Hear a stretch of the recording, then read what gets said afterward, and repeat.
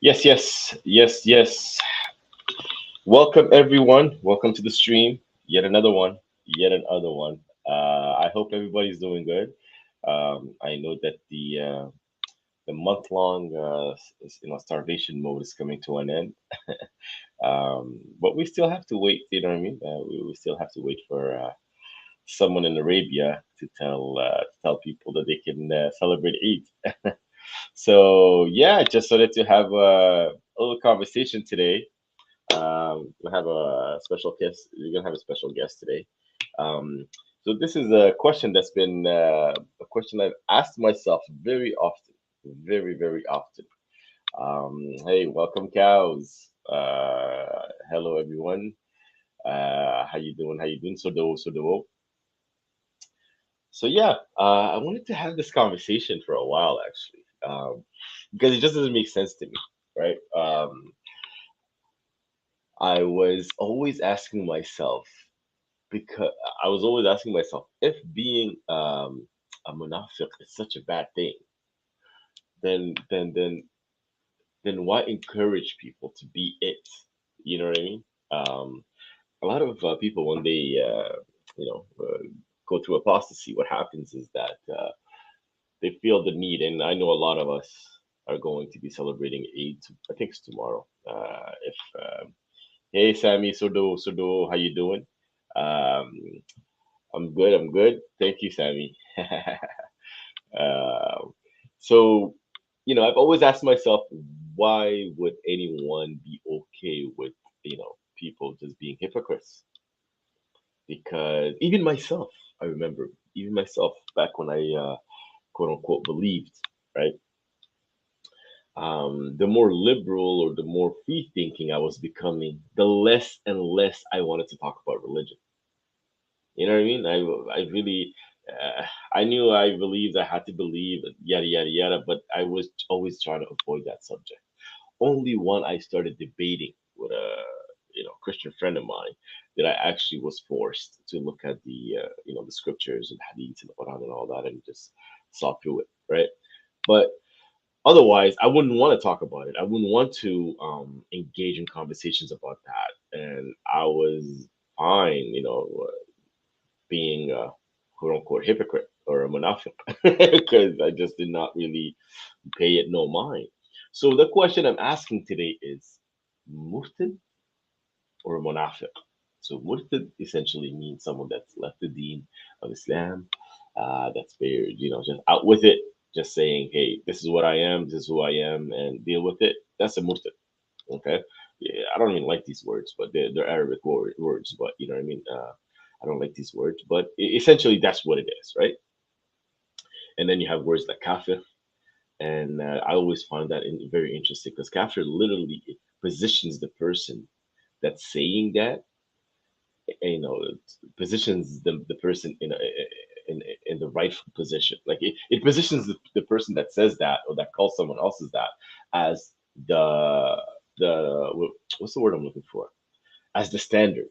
Do you know what I mean? Because when you say kafir, that means that you are deliberately hiding the truth, knowing that it's true, but you're hiding it, which is weird. I find it's very weird.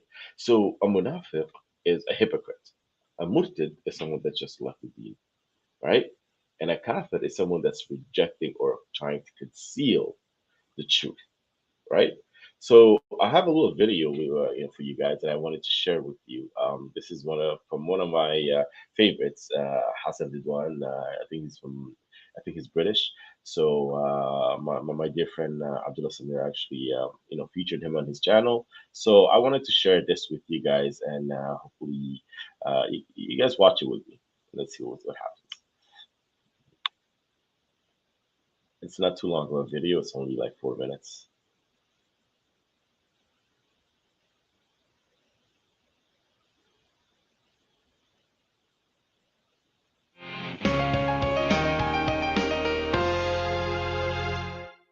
A kafir is supposedly someone who conceals the truth, according to Islam.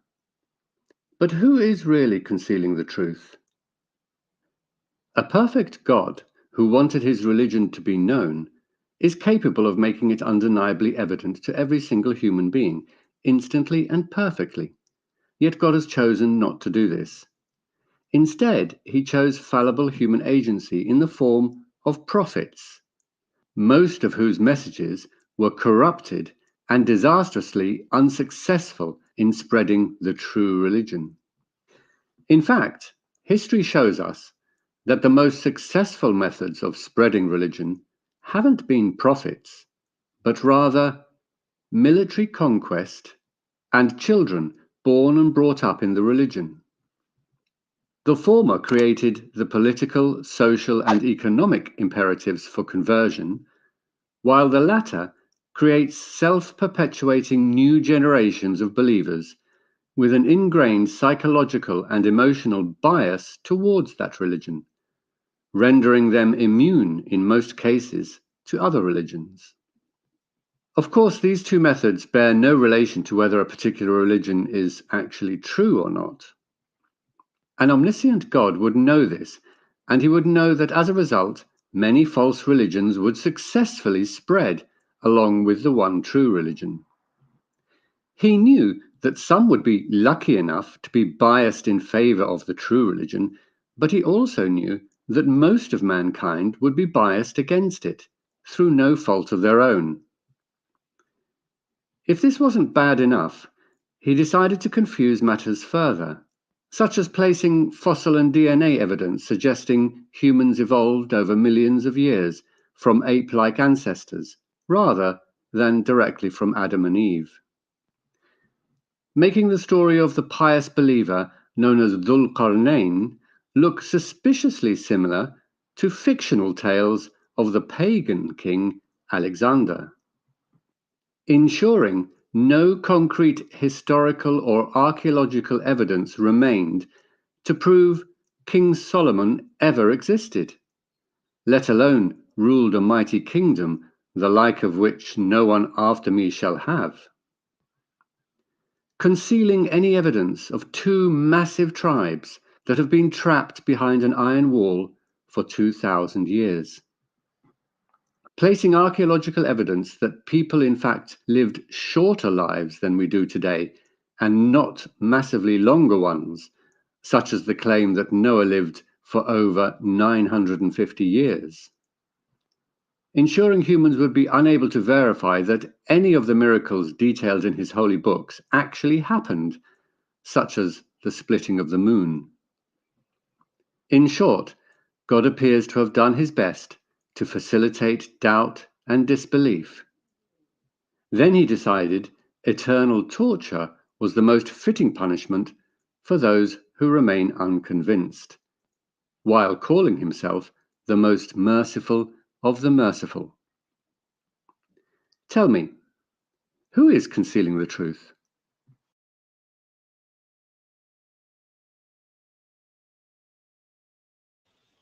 Yes, yes, yes. So, what did you guys think of that? What did you guys think of that? Because I think that's pretty hilarious if you think about it, right?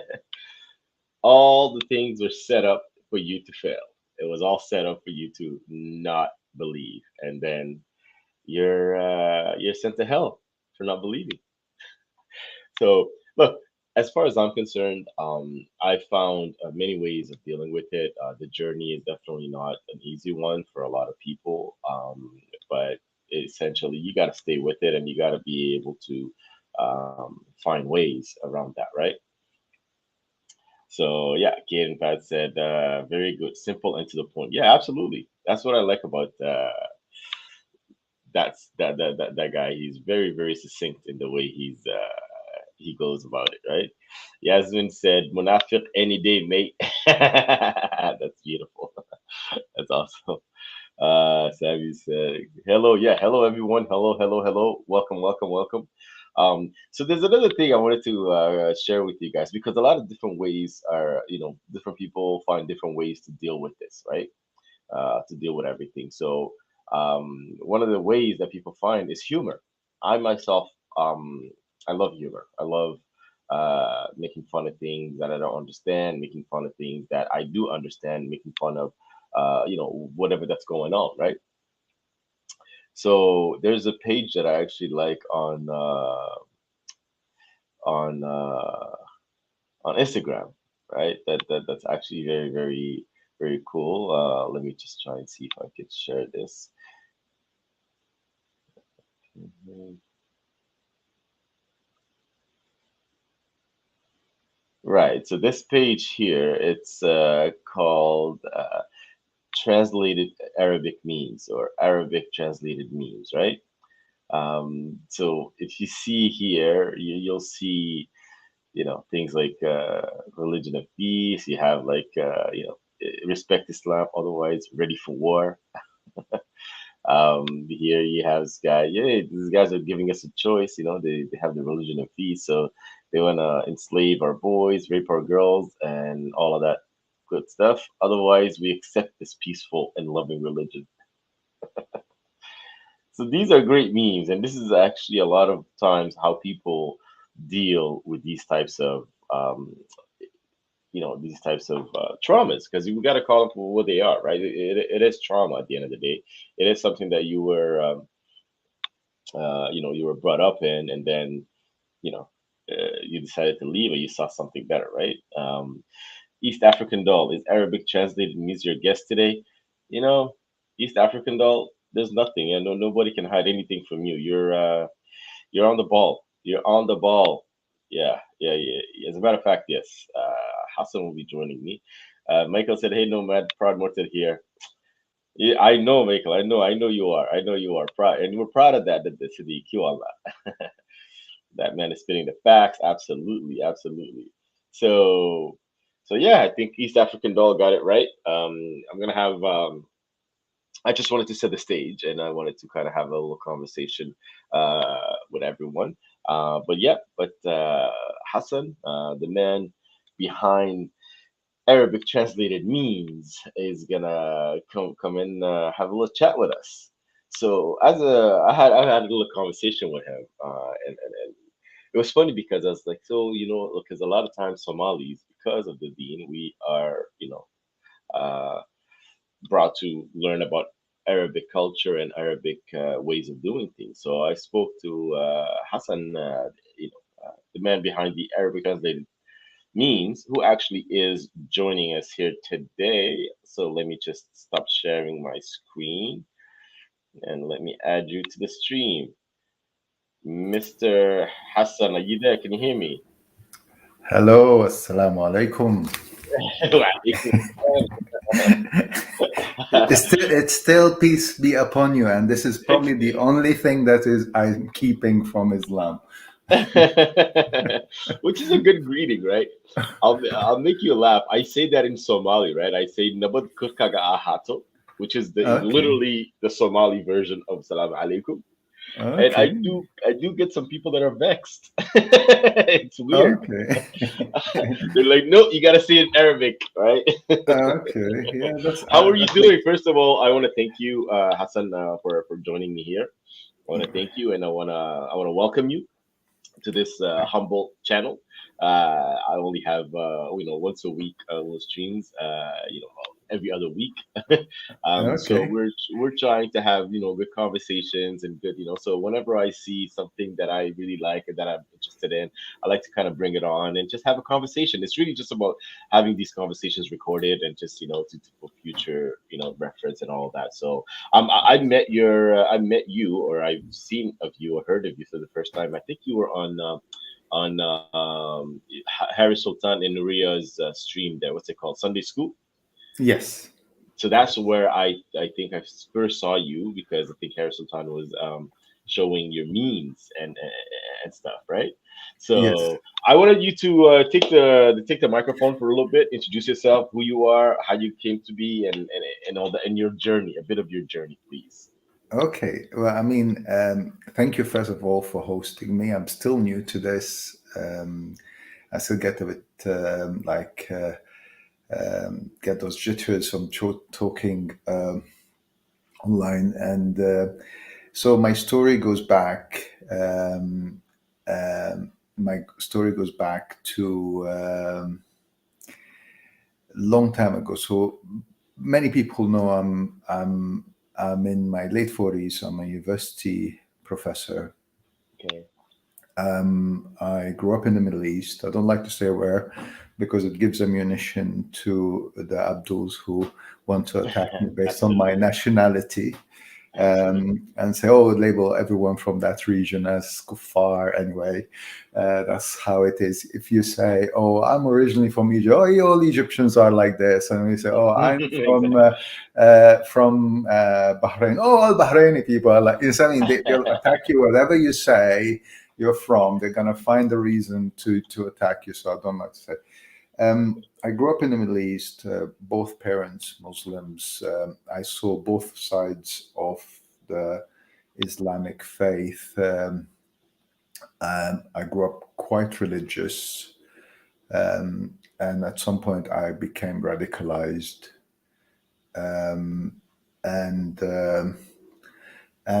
and it was that I was pulled away from that to focus on my education, and that became my biggest focus. I got to continue all through to the end, and then once I finished my doctorate, I was in my late 20s, having spent all my life in Islam, praying, fasting. Okay. I decided at some point to research why some people leave Islam.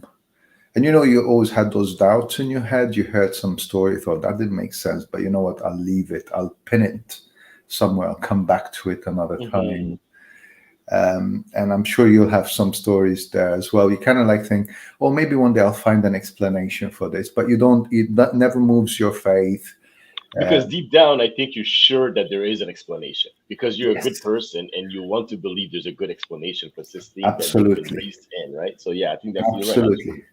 I Hmm. mean, this is sometimes my argument with some of the people who come and chat with me and want to debate me. I was like, don't think I woke up one morning and decided, oh, I'd like to have endless sex, so therefore I'm going to leave Islam. It's like, stop being idiots. You know what I mean? Oh, you're following your you desire. know, What you know, the hell are you talking Hassan, about? yeah, Hassan, I think some people would argue you would have to stay in Islam to get endless sex.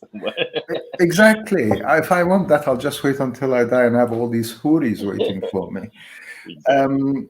um, or start as you had now, and get all these ma malakat imanukum and milk al yamin.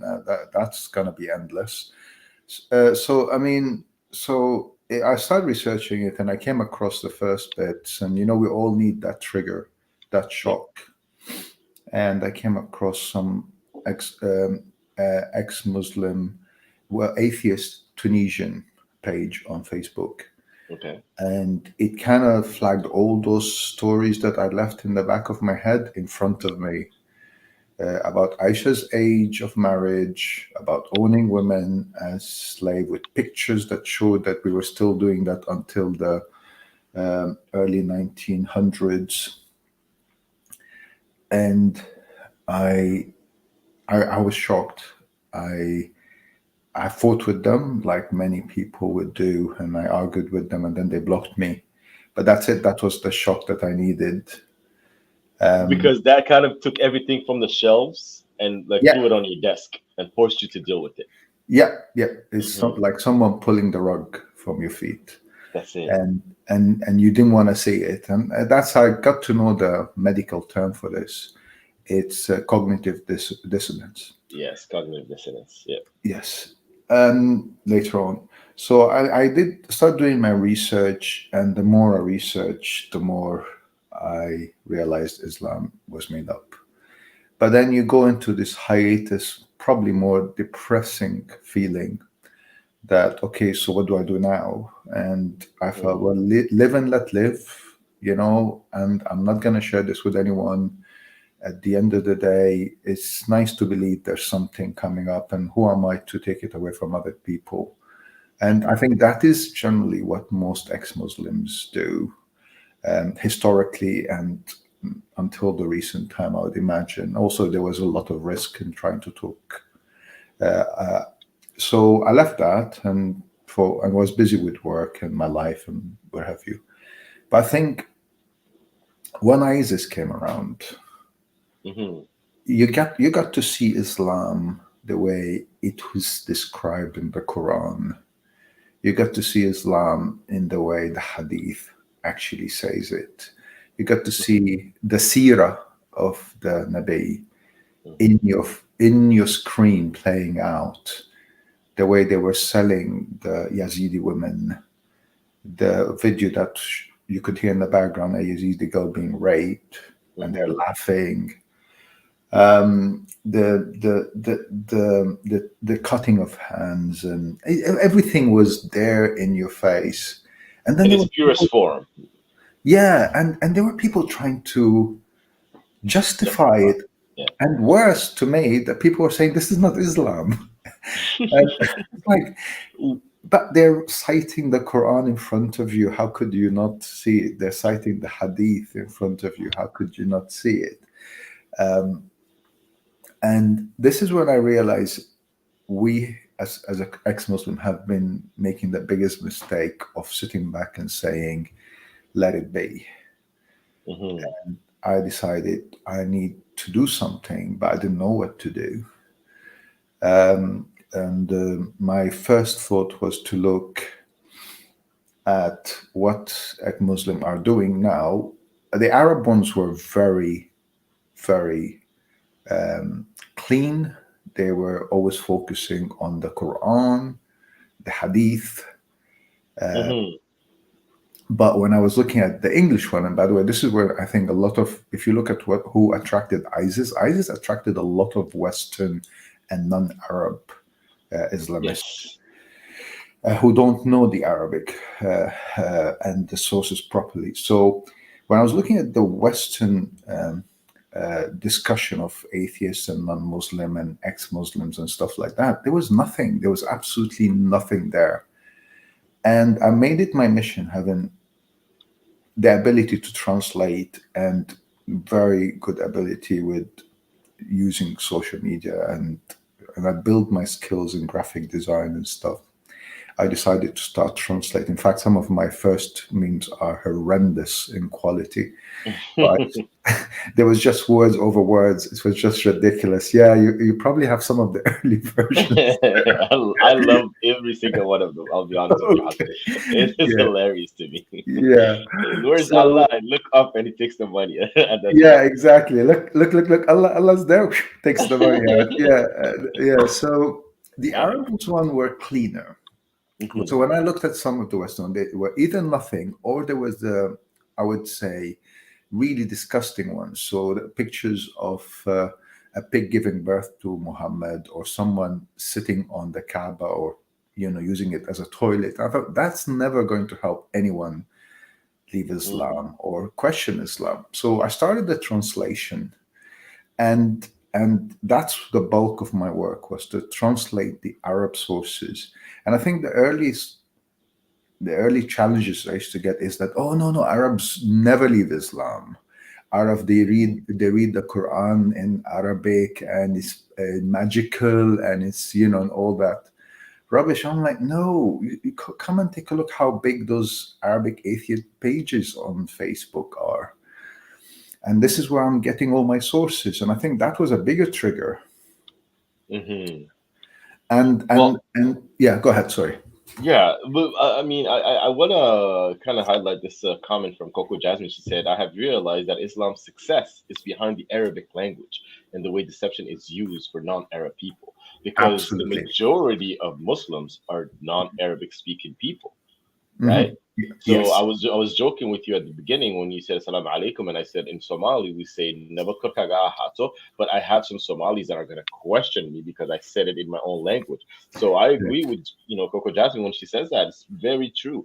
A lot of these things, and this is why I wanted to have this conversation with an Arab speaker as well, because I want to know how you were hit with this. Because to me, the first thing that had happened to me is that I kind of reverted back. I like to call myself a true Somali revert. I reverted back to who I was, right? Okay. And Yeah, I got true. to learn more about my own people, the history of my own people, right? Absolutely. And so that's why I was interested in having someone that spoke Arabic and kind of a bit of how you came to be.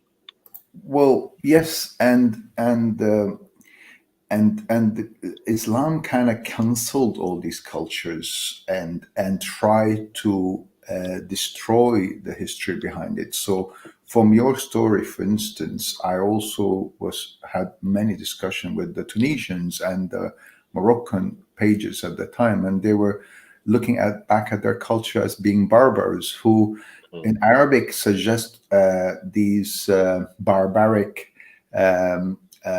Kind of nomads, but they were very cultured, very educated, and they had amazing history that Islam kind of wanted to destroy it. And those people who wouldn't speak Arabic, oh, by the way, this is a key element. When they Mhm. were conquered by the Arabs, anyone who didn't speak Arabic got their tongue burned. So they were Really? forced to speak Arabic. Yes, yes, they were. Oh, Those who, after a period, they were supposed to speak Arabic and only Arabic, otherwise they get their tongue burned, and then in extreme cases, if they fought back, they'll get killed. So the language was imposed on them, and that's why they're angry. oh wow. Um, you look at things like the pyramids. Now, we don't talk about that in the Middle East so much, but it was the Arabs who made major destruction to the pyramids.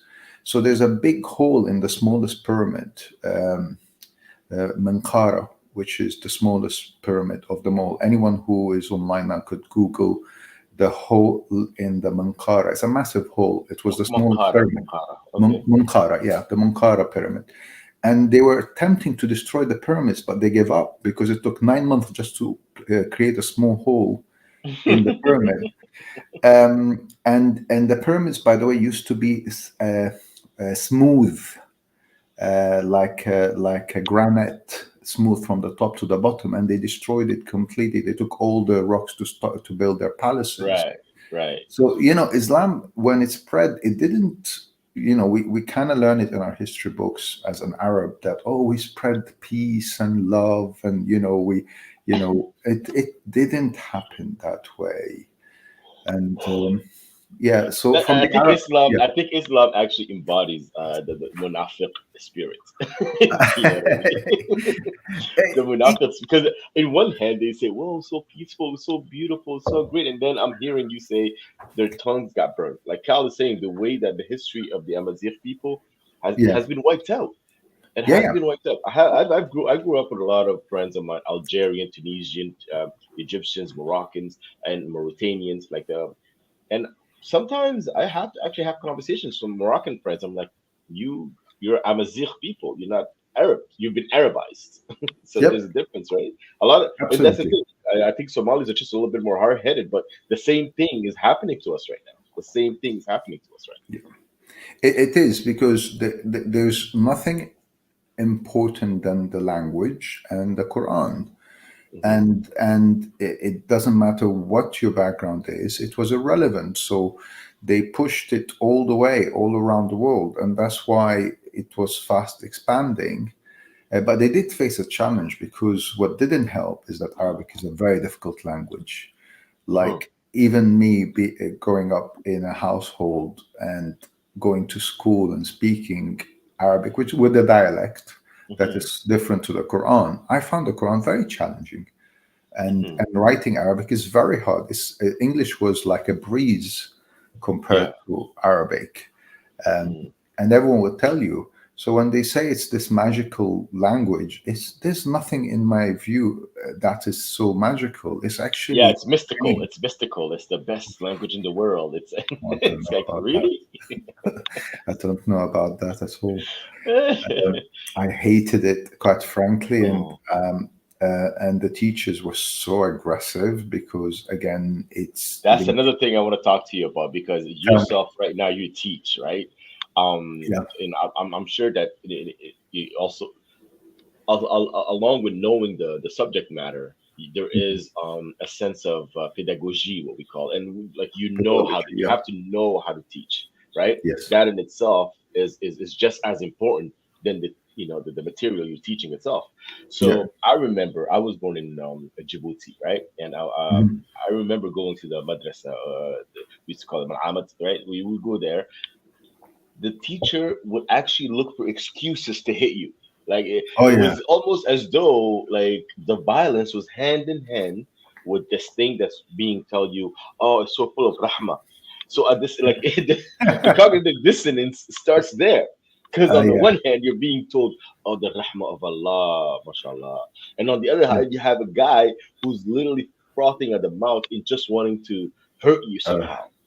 So it's kind it's of like, yeah. Yeah, because I've seen videos that are very disturbing as well. When it's not only the Arabic is teaching the Quran and expecting them to memorize it, and worse for non-Muslim, like the way they beat them, it's not going to help. So even in my school, I remember the teacher was so frightening.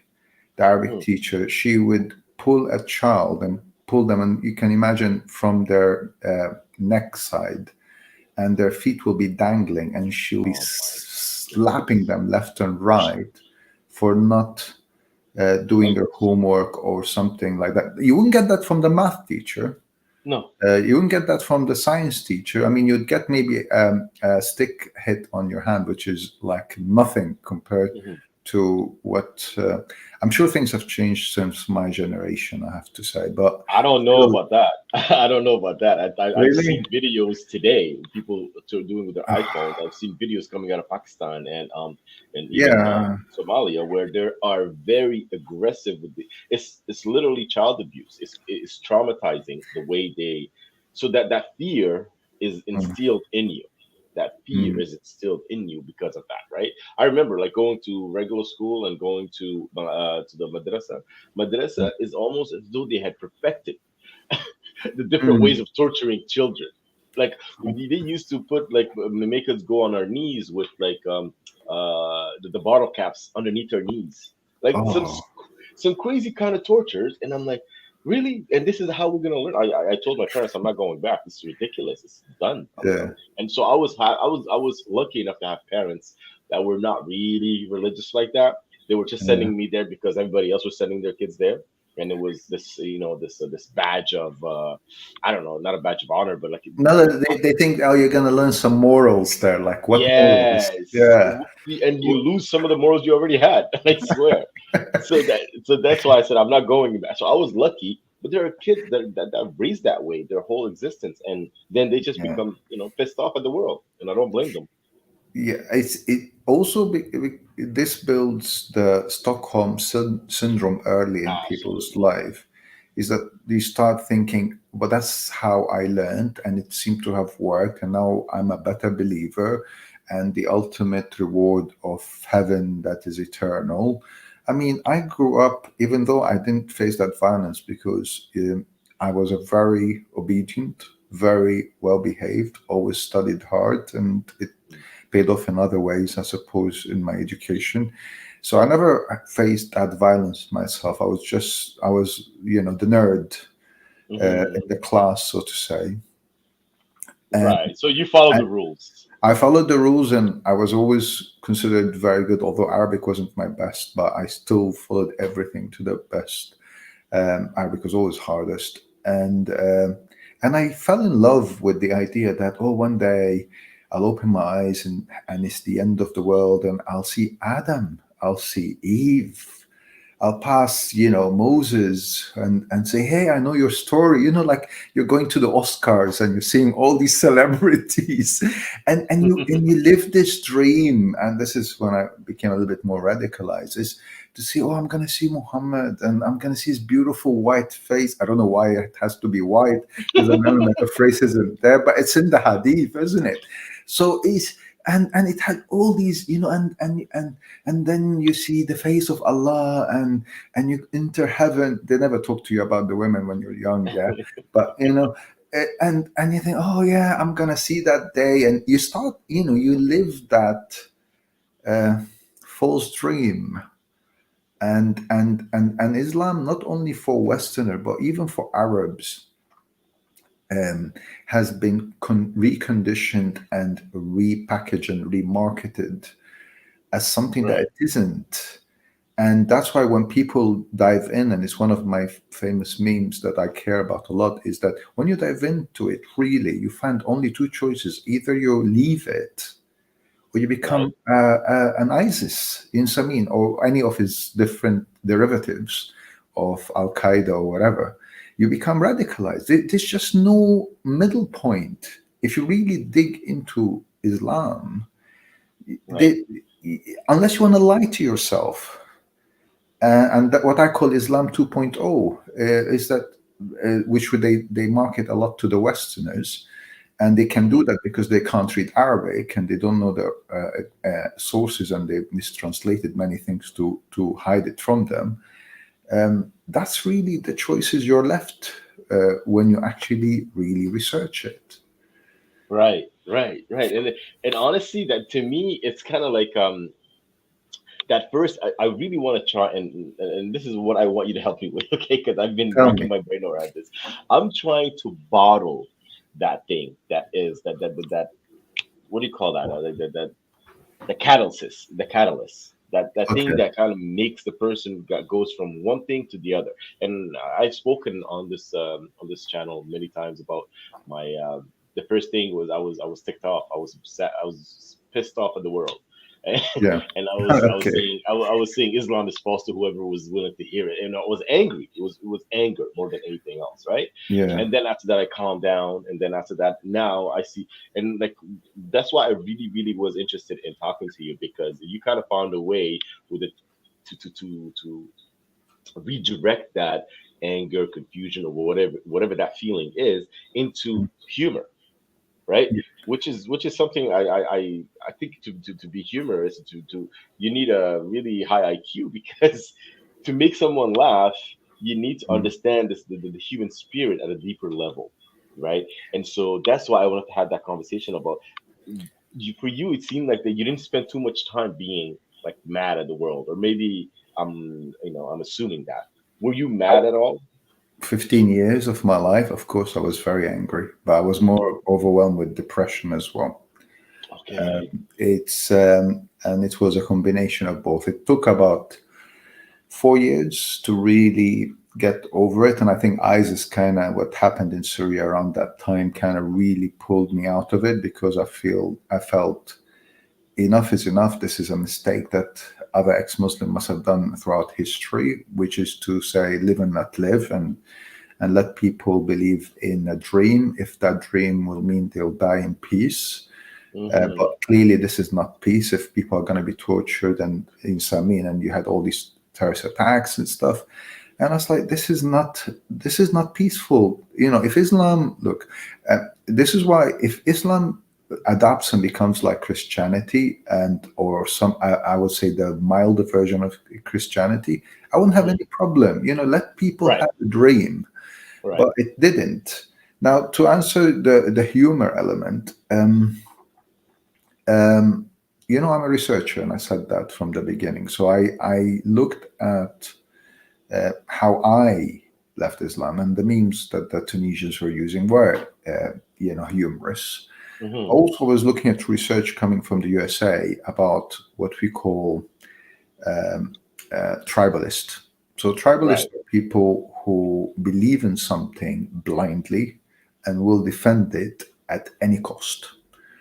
And whatever facts you bring them, they will just reject it. And a typical example would be, for instance, flat Earth believers, for instance, and that's actually was an experiment done in the USA.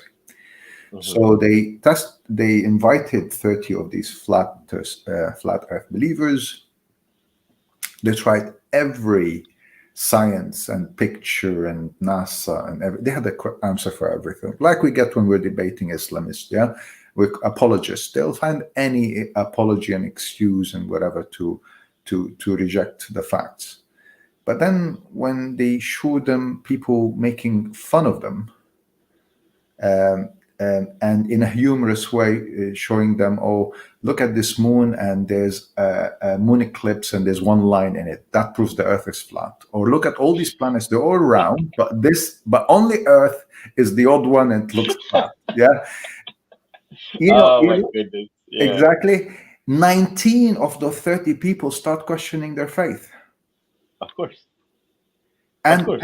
and and that is critical with the tribalist, is that you need to show how ridiculous their claims are, to make them That start questioning.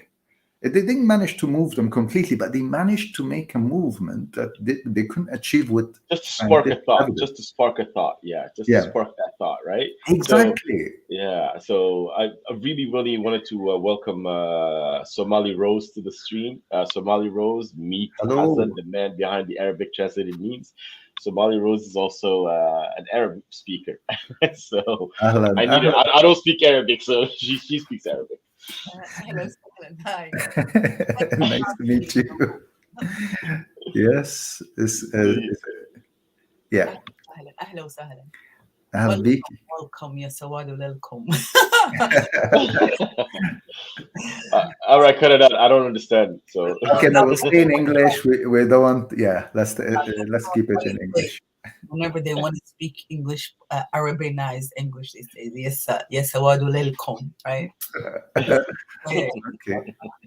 Yeah, welcome. I really like when I see Arab speaking people like that actually left, because most of the people say, oh, you guys left because you don't know anything about the deen, you guys left because, but no, actually most of the people that leave is because they have a great knowledge and they understand the language, like in and out of the language, and that's one of the reasons they left. So nice to meet you. Yeah, for sure. And I mean, this is an argument I got a lot at the beginning. And when my page was public, they would come to me and say, "Oh no, you're not Arab, you're Hindu, or you're not Arab, you're Jewish, you're Yahudi coming here to you're a do Zionist.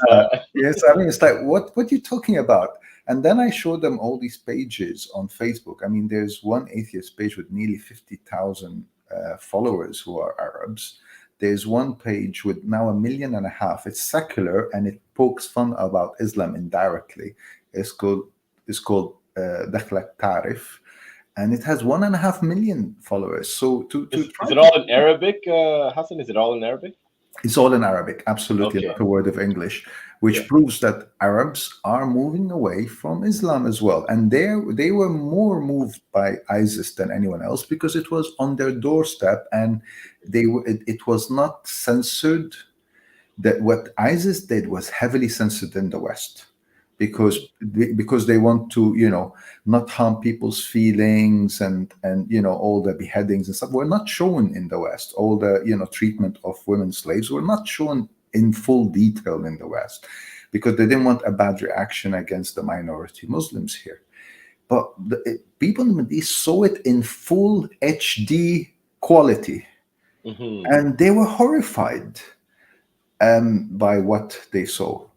And I think to say that Arabs don't leave Islam is a big lie. There's more atheist Arabs than there are Western Muslims who revert from Islam.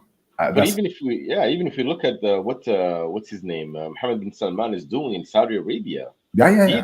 He literally said that we have to move away from the hadiths, and in a broadcast.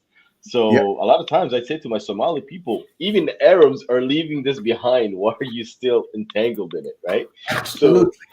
So so to me, it's kind of like what I'd like to kind of convey. So okay, so I've had these conversations many a times, right? And I want to have these conversations with Somali. They'll see, and I say, well, this is an Arabic religion. It came from Arabia.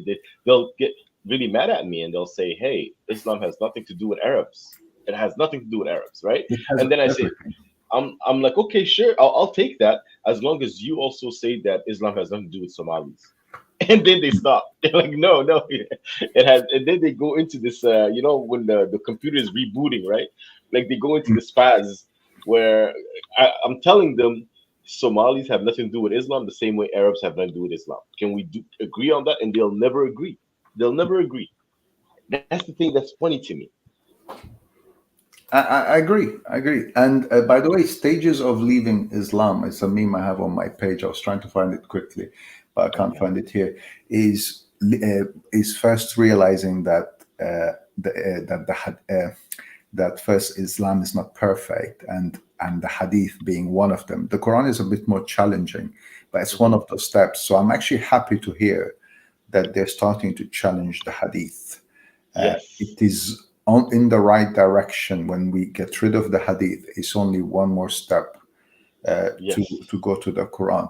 And ironically, I mean, you can't really get rid of the hadith. That's the reality, and that's why it's good that some people are questioning it heavily, because the Quran doesn't tell us how to pray. It's the hadith that tell us how to pray. The Quran doesn't tell us how to do the Hajj. It's the hadith that tell us how to do the Hajj. The Quran doesn't tell us how to fast. It just tells us fast, and it's the hadith that tell us how to fast and what to do.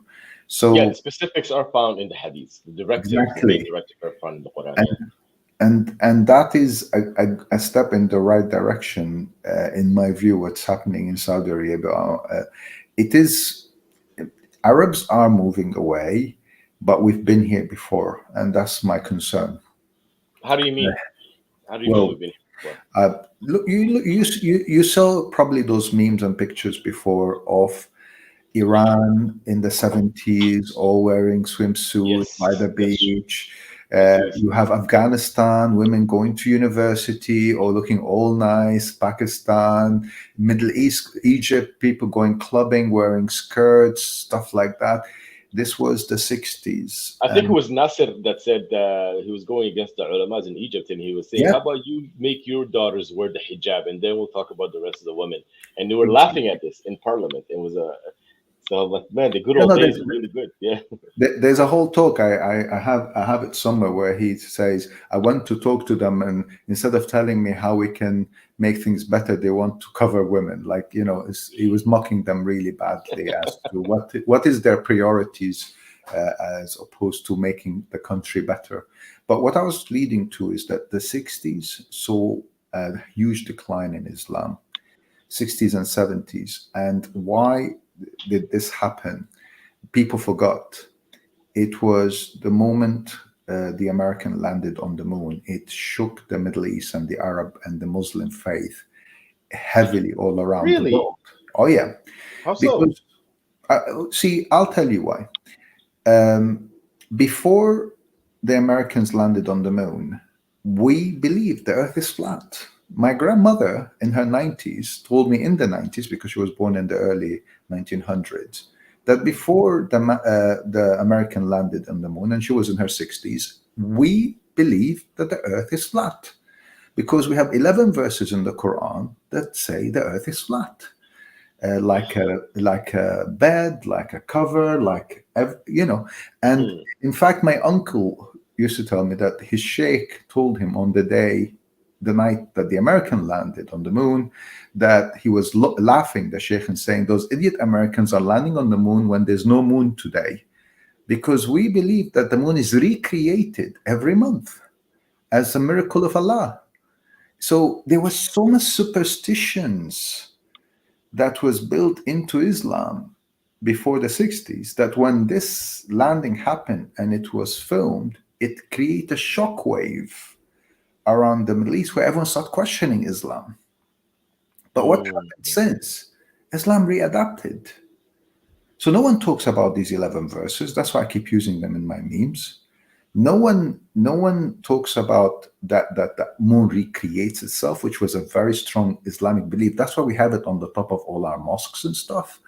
It's what was supposed to be miracles or facts about that came from the Quran were all pushed under the carpet after that. And Islam reinvented itself, because there's always a need for control created by men who want to control the masses at the end of the day. Right. And rightly or wrongly, it doubled down. You're saying that it doubled down after that big, like that initial shock wave that happened after the landing on the moon. Then they doubled down essentially. Right? They kind of reinstilled the fear. They reignited that fear. Yes, there was already kind of dissent coming through, because just around the 40s and the 50s, there was a ban on slavery, which was a huge shock to the Middle East, because we've had slavery longer than the West ever had, and the transatlantic slavery. Islam formalized slavery, and there's a video I'm happy to share with you afterwards that showed that until 1964 they were selling slaves in Mecca. It was an American documentary, and it was. I've seen that one, Hassan. I think I've seen that one. Yeah. Share it with me, anyways. Yeah. Yes. And we were only forced to ban it by the UN.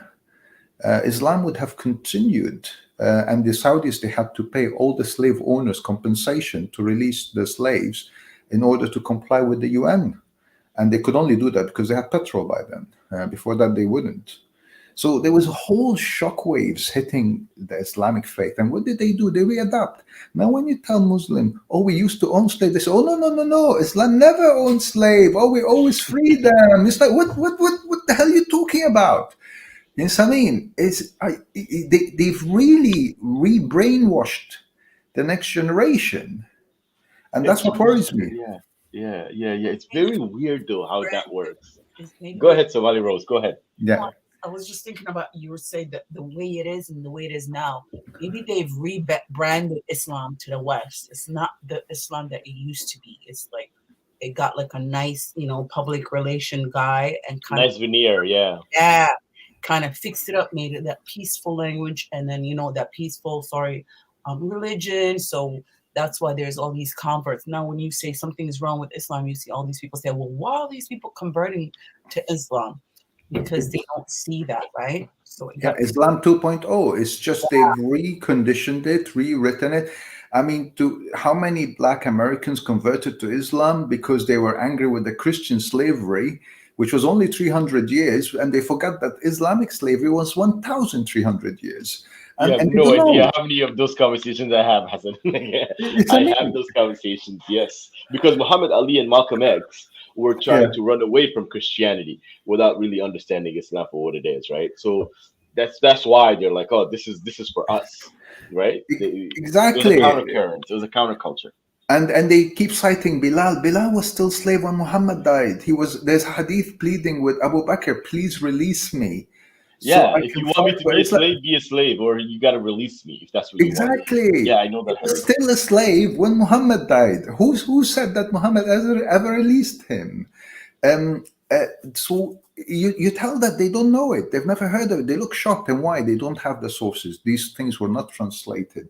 The stuff that I know in Arabic that sometimes I'm reluctant to even share because it's very disturbing and never been translated, and even the Arabic versions were not put online. Do me a favor, Hassan. The craziest things that you have, I want you to share it because I want to shock my people, right, into this. I want to really wake them up. They understand that this is what it is, right? Because a lot of times there's some Somalis that think that they're more Arab than the Arabs, right? And that personally pisses me off.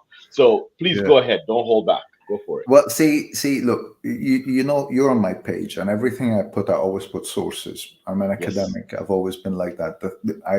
I'm reluctant to share anything unless I have the source for it. And unfortunately, many of these sources, because they're so bad and so embarrassing, I'm happy to mention them, don't get me wrong, but the sources are so bad and so damaging that never been translated to English. And even the Arabic ones, you could only get them from old prints, from the hadith and stuff. And these are the ones, some of them I have pictures of them, but I know if I share them as well, people are going to question my sources. But here's the two things I've always been very angry about, and I would like to just share them, but of course I know it's very challenging. So one of them is the topic of tafkhid. Now, tafkhid is mentioned in the old hadith as what did Muhammad do to Aisha between the age of 6 to 9? So as if the merciful Prophet of Allah didn't have direct intercourse with Aisha because she was still a child. So between the age of 6 and 9, the term tafkhid means between the thighs. And I'm going to leave it for your imagination. Yeah, I'm going to leave it for your imagination. What does that mean? And that is in Islamic books. And this was the symbol of morality. If you're outraged by the fact that he married a child and slept with her when she was 9, you don't know what actually happened between 6 and 9. He actually legalized child molestation. And you're not going to find this. You go and look for it, you're not going to find this. If you write it in Arabic, you're going to find some people, arguing against it. But it's actually in the old hadith. It's there. And even Khomeini put it in his book because he knew it's an authentic hadith. So some Shia books have it. But it's actually in the original hadith. So that's a very disturbing one. And you can go through all my memes, you'll find I never mention it because unless I find the solid source, I wouldn't put it there because I don't want any. Because once they But find isn't it in the hadith though? it is, but you only find it in old books. So I saw it once in the masjid, and I know it's authentic. But try to go and get it in the new print; it's not there. They've really pushed it under the carpet, even though it's sahih. And even though, But there's no like honestly, I as of late, and I've been in these conversations many a times. I don't even like a lot of Muslims don't even care about Sahih and Da'if. oh yeah, If oh yeah, if the if the hadith is a good one, then we'll take it. Even if it's Da'if, and if it's a bad one, we'll throw all kinds of doubts at it, even if absolutely, it's Sahih. absolutely. So the Their game is rigged. criteria, their criteria is I like it, it's sahih. I don't like it, it's daif. You know what I mean? Yes. This is their criteria. The other one is the hadith about when you're in travel, you can actually have intercourse with animals, bestiality.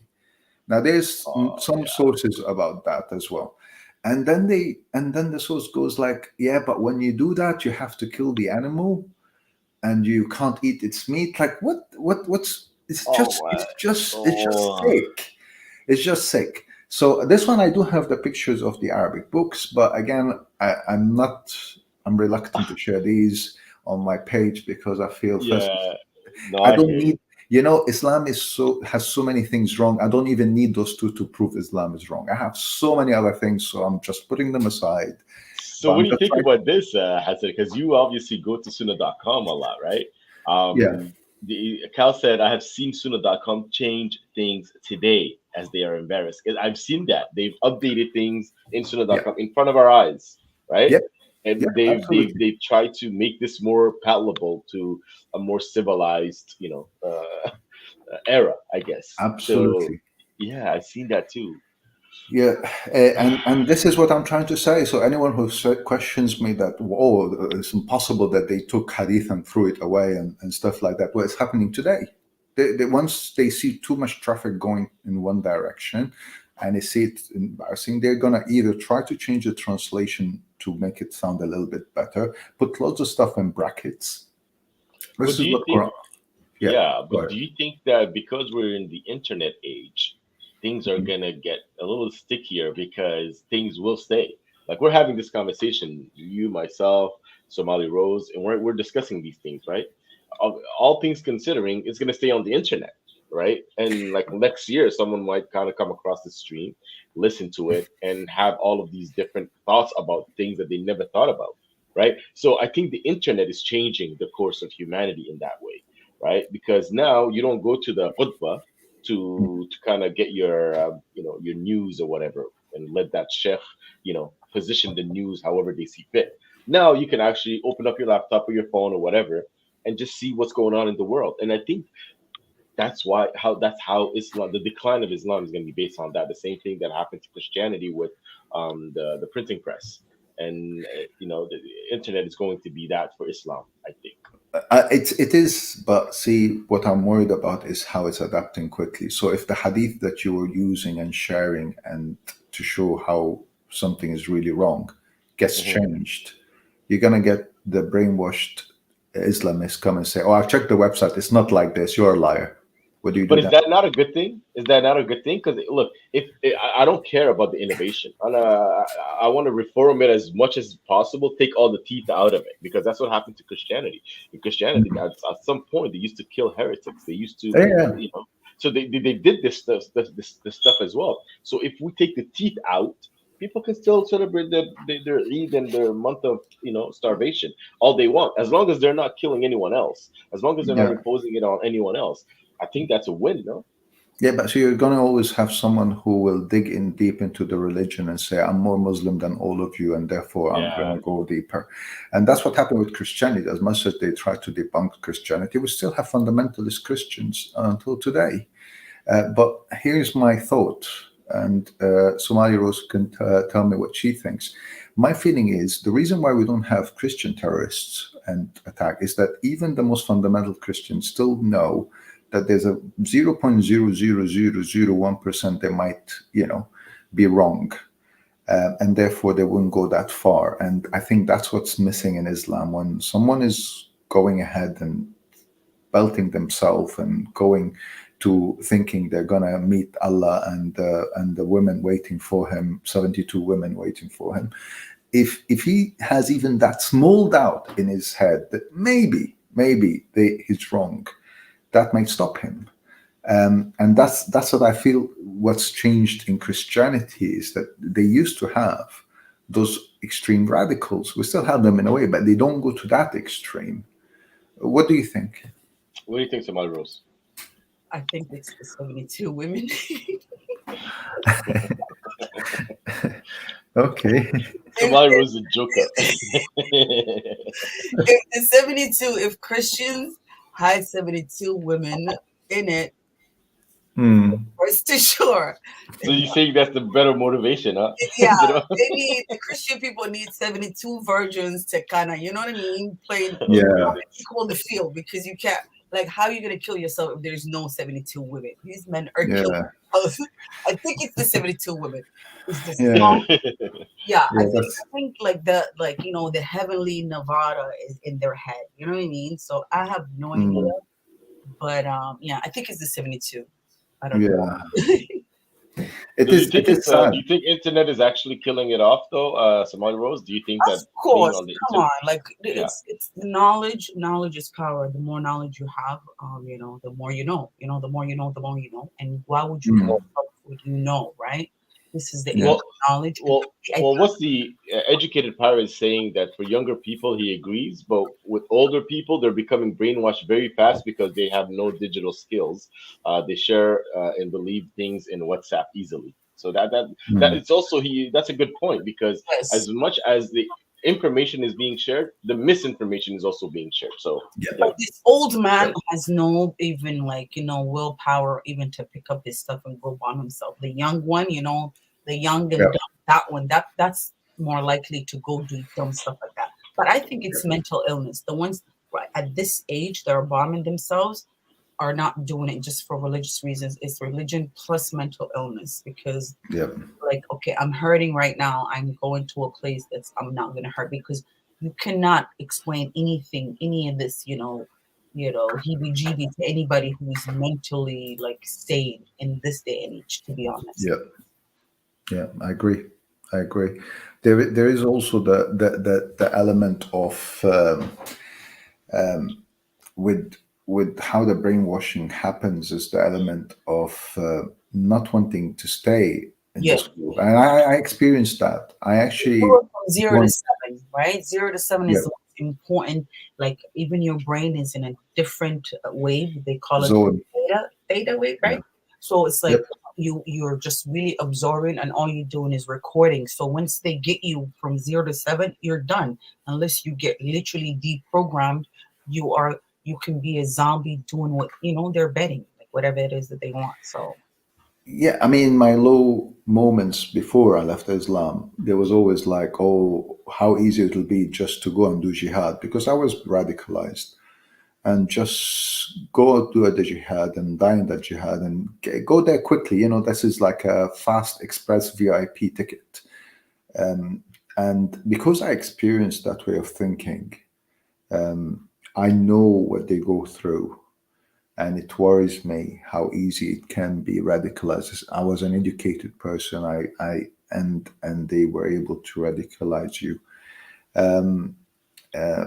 And yes, the internet is helping, but as long as Islam has that, people will go and research it. I mean, look at some of the Western converts who go on and do terrorist attack.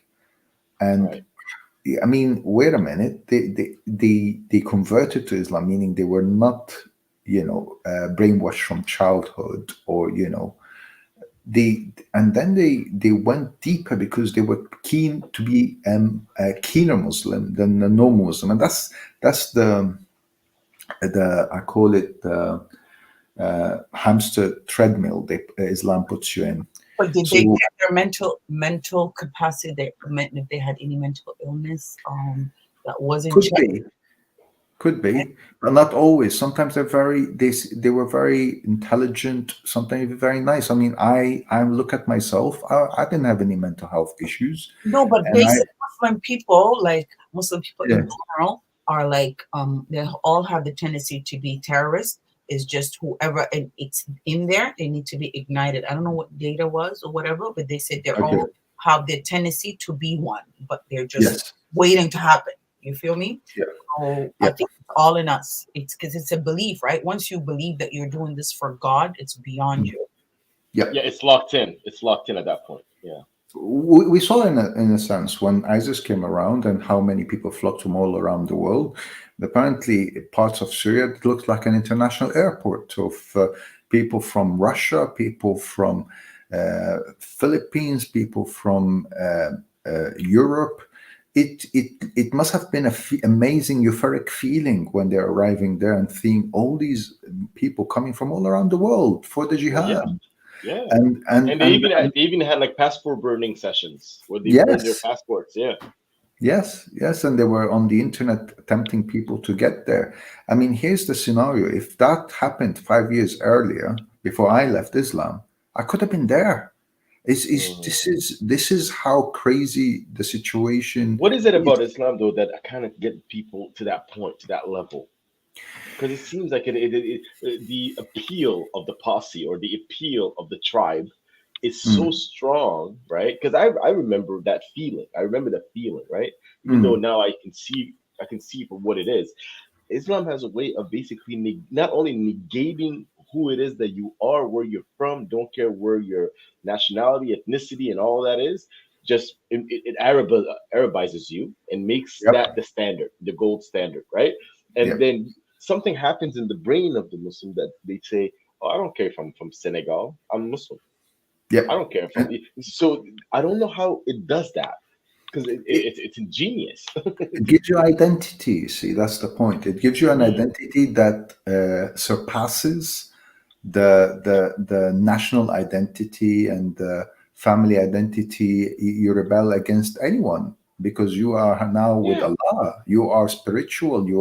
You feel like there's something in the skies, angels looking at you. I know that feeling that those jihadis would have went into the battle thinking that the malaika of Allah are there looking down at them and supporting them. It is just ridiculous. But to go to the point why they would go to that extreme, the hamster treadmill thing is not a small example I said there. Hmm. See, we sin. Even Islam tells you you will sin, and from temptation to any sorts of things that come to your life, and this is normal human behavior. You will sin. The minute you sin, you Hmm. start panicking. I don't want to be going to hell. And yet, here is a free VIP ticket to enter heaven, whether you're male or female, but more the males because the Quran was written by a man for men.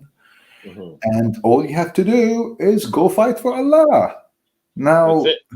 all the days you spent on Pornhub, excuse me, all the days you went chasing after, whatever temptations you've had, suddenly are wiped away by fighting. And this is the treadmill that you get put on. And sometimes they're not even radical. I was just listening to Harris and Nuria? Nuria. And Nuria was talking about her friend who was very normal. He even drank alcohol. And out Hmm. of nowhere, he was in Syria Yeah. with ISIS. And she was Hmm. shocked. But I'm Hmm. listening and thinking, I'm not shocked for a second because he was drinking alcohol, because he was doing these things, he would have been more compelled to think, okay, this is a shortcut. I can now Yeah, I see what you're saying. go Was and wipe it away. is it a guilt? Is it like he was feeling so guilty because every Absolutely. time Absolutely. he drank, every time he fornicates, every time he listens to music, like so he's feeling guilty about everything. So he's thinking this is the only way I can be cleansed and I can go to heaven. Yeah. Exactly. Hmm. Exactly. See, if Isn't that Islam gave another VIP, too? That's exactly sorry to control, but that is exactly what I was thinking. Why somebody who's just a regular kid in North America or in Europe that was born and raised and had no problems would do because all of his life he's been told that everything he does, whether it's music, whether it's dancing, alcohol, watching TV, everything he does is haram. So he's feeling guilty from day one. And most of them have like double lives, which is the Munafiq, right? So they're like Yes. they convert, like they're outside, there's somebody with their friends, and then now they if they didn't even have mental illness, they have to be two different people when they come to their family. So they start Mhm. feeling guilty about everything they've done when they were with their friends. So they're Yeah. thinking the only time I can like be repent is to do this. That's how I used to Yeah. think about it. Yeah, true. Absolutely. True Yeah, so it is story. a shortcut. It is definitely a shortcut. And I can And give you two examples that would really hit the nail. So the Islamist attack on the gay clubs in Florida, for example, when they dug into his past, he was a bisexual guy who's been on dating website and sleeping with men and women. So I could see where he saw a shortcut to mm, pick up a gun and what attack some people in a nightclub. That was his way of repenting and getting his short, fast VIP. I mean, there was no Islamic um, target there other than him trying to remove his it guilt. was more for himself than for anyone else. Exactly. Then there was the truck That's what attack in yeah. France. So one Hmm. of the truck attacks in France, I think it may have been Nice. I forgot the exact city, but the truck, some Yeah, it guy wasn't got Nice. It wasn't Nice. Yeah, it Nice, was yeah, and Nice. got in a truck and started hitting people. When they dug into his past, he was a male gigolo who was also on these dating websites. So it's not your typical Islamist. In a way, sometimes the ones who are dedicated believer and pray all the time, they don't really care. They think, why should I kill myself and stuff? I'm going to heaven anyway. So you also have to worry about the other ones. So it's Islam in the way it's packaged itself is that that shortcut is always going to be a problem in my view, and that's why we have to mock that shortcut. The Exactly. And if anyone has ever been the khutbah, a Friday khutbah, right? The Mm, lectures, right? yeah, Those sheikhs, right? Those imams are what I like to call travel agents for guilt trips. yeah, They're constantly sending people on guilt trips. And absolutely, so you say that to a child, like the brain, right? Oh, you'd rather play PlayStation than pray for Allah. Well, yeah, it's more fun. Like, would you rather do this than? And they just start naming all the things that people are doing in their regular day to day life, and they're yeah, saying, and you do that instead of. The thing they don't tell you is that themselves they feel that same pressure, right? So they send these people on this guilt trip, and so you're right. When Samuel Paty, for example, in France was killed, the person that killed him was really generated within themselves to kind of get into that shortcut. So it is a shortcut. So it when we is. put like a target on someone's back, you always have someone that has been guilt tripped into getting a shortcut. That's Yes, why I've seen a lot of people say, I want to die in Hajj. I want to die while yes, in Hajj. I mean, a there's shortcut. such, yeah, it's a shortcut. Yeah, it is a shortcut. Absolutely. What a ridiculous wish to go on holiday and die on your holiday. It really makes you act so stupid. But see, the alternative is to get them out of that track and show them how ridiculous it is and let those people enjoy their life. I mean, I say that on my channel, and I like how AP, Apostate Prophet, puts it, and other people, is that we want people to live their full life and enjoy their life and not live as this hamster on a treadmill, Yeah. constantly worried. I mean, my grandmother died in her 90s, and I loved her a lot. She prayed all her life. She fasted all her life until her 90s. She was an old lady, and people kept telling her, "Stop fasting. You're too old now." And she's like, "No, no, no. I'm too afraid of hell." And she died of old age, and yet she was terrified of hell. She'd wake up screaming at night that she saw hell. And I'm like, how could you be afraid if you spent all your life, Doing in what you're this? supposed to do. Yeah. Do, yeah. And I learned a lot from her. I mean, also a part of what she said made me question Islam as well. But um, it puts you on that treadmill and makes you always worried about everything, what you're going to use to go to the toilet, and what you should say when you burp, and what you should say when you yawn. And It's like OCD that's turned into a religion. It's Muhammad like was OCD. Muhammad was OCD, and he transferred it to every Muslim. It's just sad, and he had fear from dogs, and now everyone's afraid of dogs. I mean, I would say everyone, but many Muslims are afraid of dogs. I had that fear, and it took me a long time to get over it. And now I love dogs, but I don't have one. But I'm just saying, it transferred. But that is PTSD. That is PTSD. Yes. I do believe I still have PTSD from Islam as a general. That's why when me too. Me too. I think we all do to a certain extent, right? Because you're born and bred in this. It took me a long time to eat at a non-Muslim person's home when I was a child, right? And I grew up in Canada, so it took me a while to kind of be okay with eating at my friend who's not Muslim at their house. Here's a challenge. Have you tried pork? Yeah, I tried it. I'm not too big of a fan of it because I was not raised on it, right? Like I've had bacon, but I wasn't raised on it, so I don't. It's not my go-to. It's not something that I like or go out of my way to consume. But I don't freak out because there's gelatin in a gum. You wouldn't believe how many ex-Muslims I come across, and they're like, "Yeah, but I still don't eat pork." I was like, "Please." I still don't eat it either. I'll be honest with you. I still don't eat it either. I have eaten it though. I have. And I say, can you Google what's the cleanest animal in the world, and you'll be surprised what the answer is going to be. No, seriously. Now you're being rational. Rationality has nothing to do with any of this. Yeah, so I ate it by mistake twice because I came from at least thinking pepperoni is pepperoni everywhere. So by the time I realized it's actually what I was eating was pork, I thought, well, it didn't harm me then, so I'm fine. So I think the only version I can eat it is as a pepperoni. But I did get over it quite quickly because I ate it by mistake. In recent time, I tried the bacon sandwich, and I actually liked it. I thought, oh, it's crispy. It's not too bad, Yes, I'm like you. I won't go out of the way to say, can you please add bacon to the burger? But pepperoni has become a staple food for me, and I'm all right with it, and it hasn't harmed me at all. That's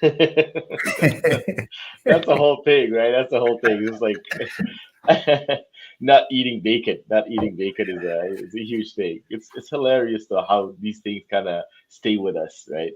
Yeah. So, Molly Rose, have you eaten pork? You sound like you had a pork sandwich. Well, I'm vegetarian. Did you forget? Oh yes. Okay. I'm like listening to both of you. I'm like frowning at the both things that you're saying.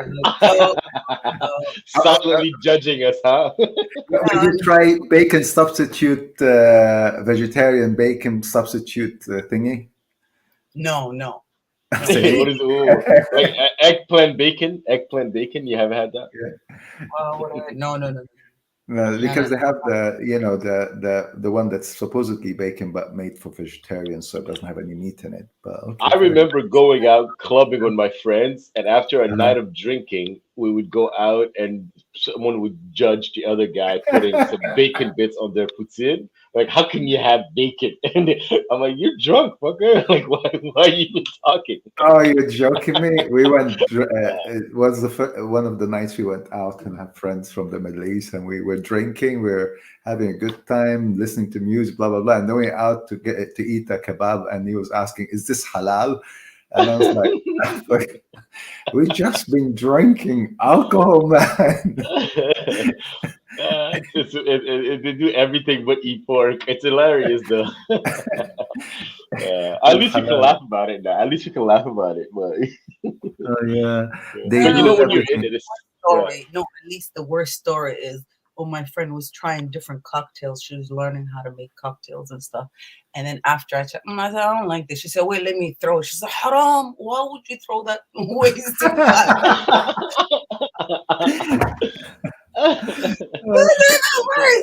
That's even worse. I'm trying to save and say it's haram to waste it. Think of the poor people.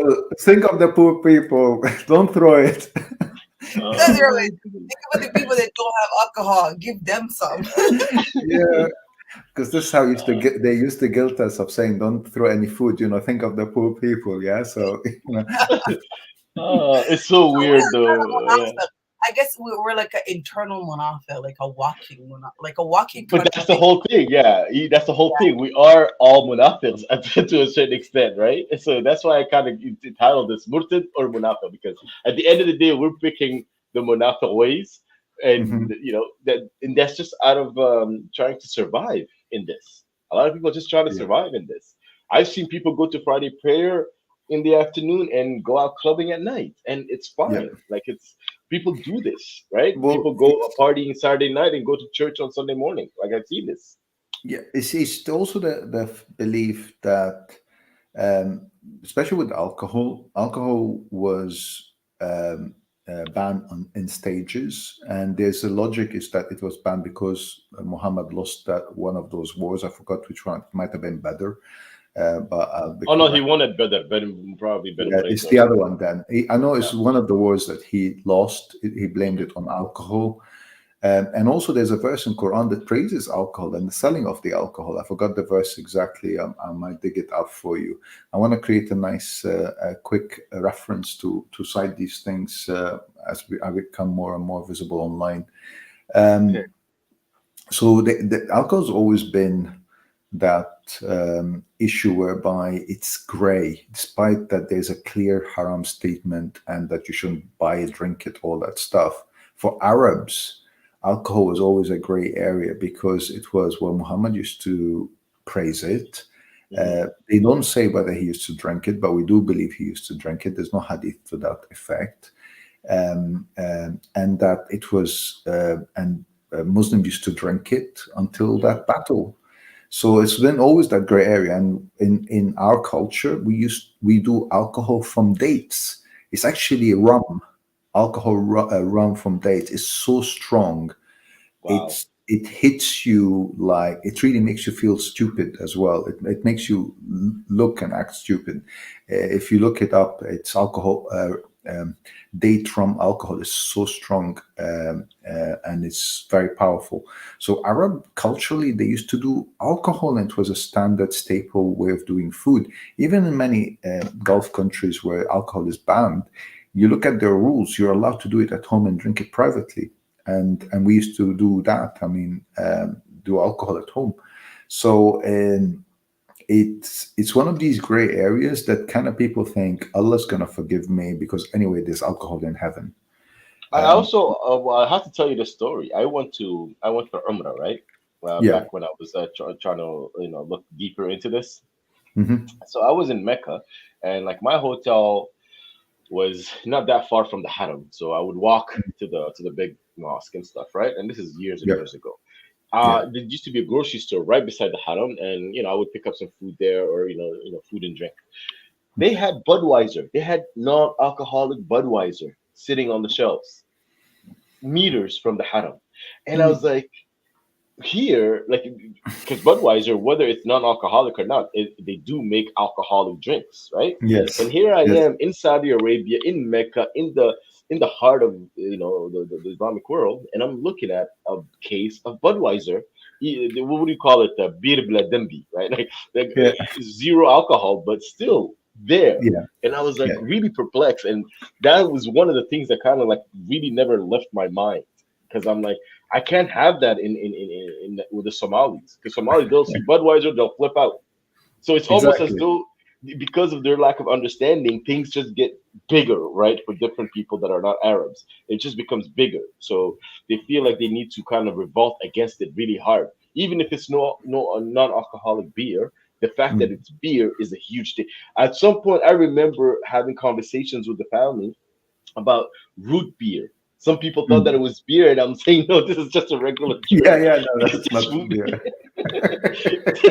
It's called beer, but it's not. Yeah, I tried it. It's too sugary for my taste, but it's I don't, I it's a don't, I nice don't like it drink. either. Yeah, I don't like it Yeah, either. Oh, by the way, yeah. I Khalib, it says devices not connected. I want to have you on, but I can't add you because it says your device is not connected. So please try to hop out and hop back in if you can. Yeah. But yeah, so it's like we are almost stuck in these ways without actually Mm. understanding their historicity, where it comes from. I've seen in my ways. We were talking about the hadiths earlier. The hadiths Yeah. are really, really harmful. I've Yeah. seen in my debates a lot of people that left the hadith and became Quran only. Have you come across this, like the Quran only movement? Yes. Yes. People just saying I only believe in Quran. Yeah, Yeah, because they can't handle the facts of the Quran. I think there's some guy who was debating a few people, including David Wood and I think Christian Prince, and he's called the Perfect Dawah, and he claims to be yeah, a Quranist only. It just doesn't work. I'm really sorry, because my problem is also the Quran.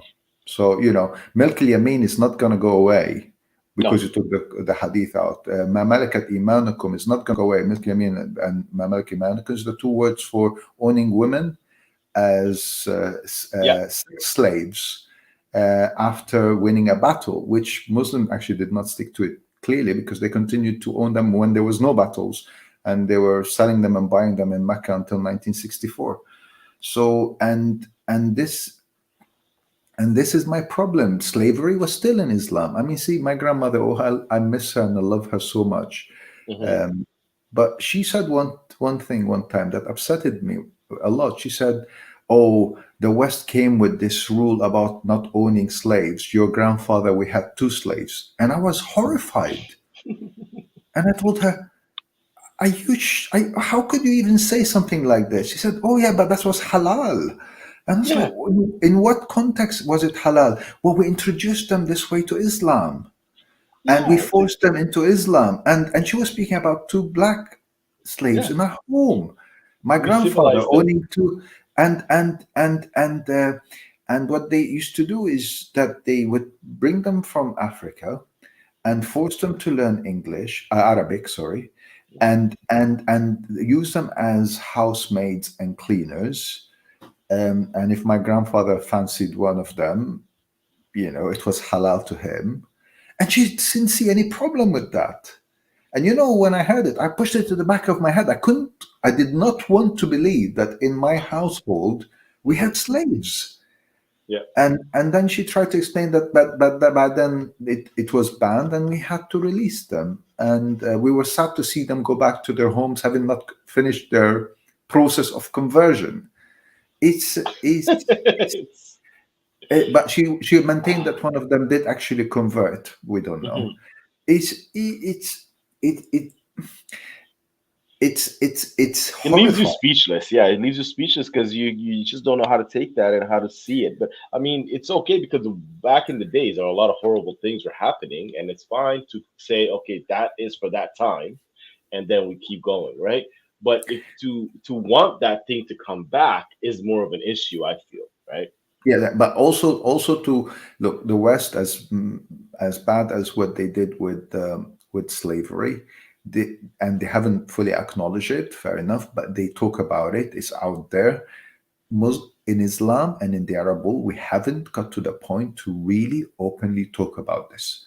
This Yeah, is a stain that is needs to be out there. We should be talking about it. We should be saying that this is Islam, and we should not make any excuses about it. When I've had these debates with some of these dawah pages, oh, but we were nice to them. Or how about I own you and be nice to you? You know what I mean? How about I rape you every night and be nice to you? You know what I mean? And I give you food. It's like, it's and then it's it, oh, but it's no different to modern slavery. Modern slavery, you can change your job if you're unhappy with your job, and it's not you can't compare those two things. it's halal slavery, like Ali Khalid said. But I want to point out this comment, Hassan. Ali Okay. says 99.8% of Somalia is Muslim. One of the most religious countries in the world. Love to Somalia for following the true religion.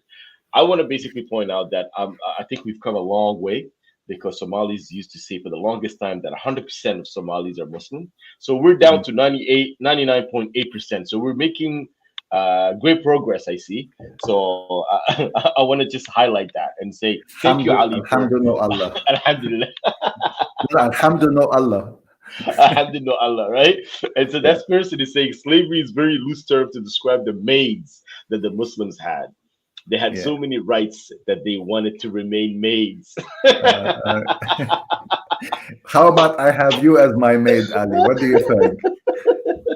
I'll give you so much rights. Oh my goodness! It's a joke. It's a joke. Honestly, I would appeal to Ali. If you imagine Islam was called Shizlam, it's another religion, not Islam, and you hear that they validate in their religion to own your family, to attack your country, kill the man, and take the women as slaves and children. I mean, one of the horrifying stories that I came across, that there's two stories that made me cry, physically cry as an adult man. And one of them is the genocide of Bani Qurayza. That they were accused of planning to deceive Muhammad, having the other two Jewish tribe been completely annihilated because they collaborated with the kuffar against Muhammad. This was the tribe that didn't want to be involved and had a peace treaty and insisted on it. So there was absolutely no excuse other than a hadith that we know very clearly and is authentic, that Muhammad said, I want to clear Arabia from all Jews and Christians and everything. So the intentions were written there on the wall. So they attacked them in the morning and they slaughtered their men, all of them. And there's the story of a 14-year-old boy who was brought to Muhammad, and his mother was pleading that he's a child, he shouldn't be killed, 13 or 14. And Muhammad said, well, strip him. They stripped him down and found one single pubic hair. And that was the end of the boy. For me to imagine what the mother must have gone through. Ali, do you think this is the God of mercy? This is the messenger of mercy? That child was slaughtered in front of his mother, and his mother would have been a sex slave that evening. This is Islam. This is Islam. There was no attack. There was no just accusation. And when you read this from the authentic Islamic sources, you feel physically sick. This is ISIS. I don't think if ISIS went that far. In Samin, and to own women. Crazy. Yeah. If you won the battle, just let them go. I mean, I don't know. What is the logic? We have international war laws. Like there are laws. There's a Geneva Convention for that. Exactly. Reason, right? You can't just do anything you want with people.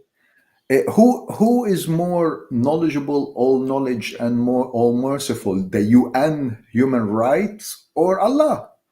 Ask yourself. I actually did a whole episode on having the Sharia law versus the human rights law, right? And just to see, I wanted to show Somali Rose because she's back now.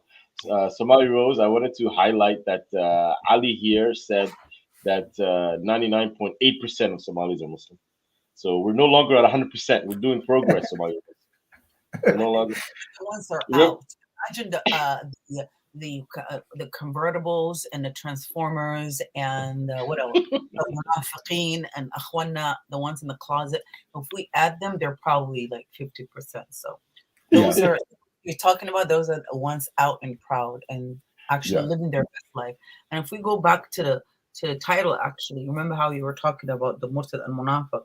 I don't do the lying on Friday and then the drinking at night and then feeling guilty about it, or dancing and feeling guilty about it. I mean, no, I don't do that. That's one of the reasons a lot of our people have some depression and anxiety issues, and some because they live in double lives, right?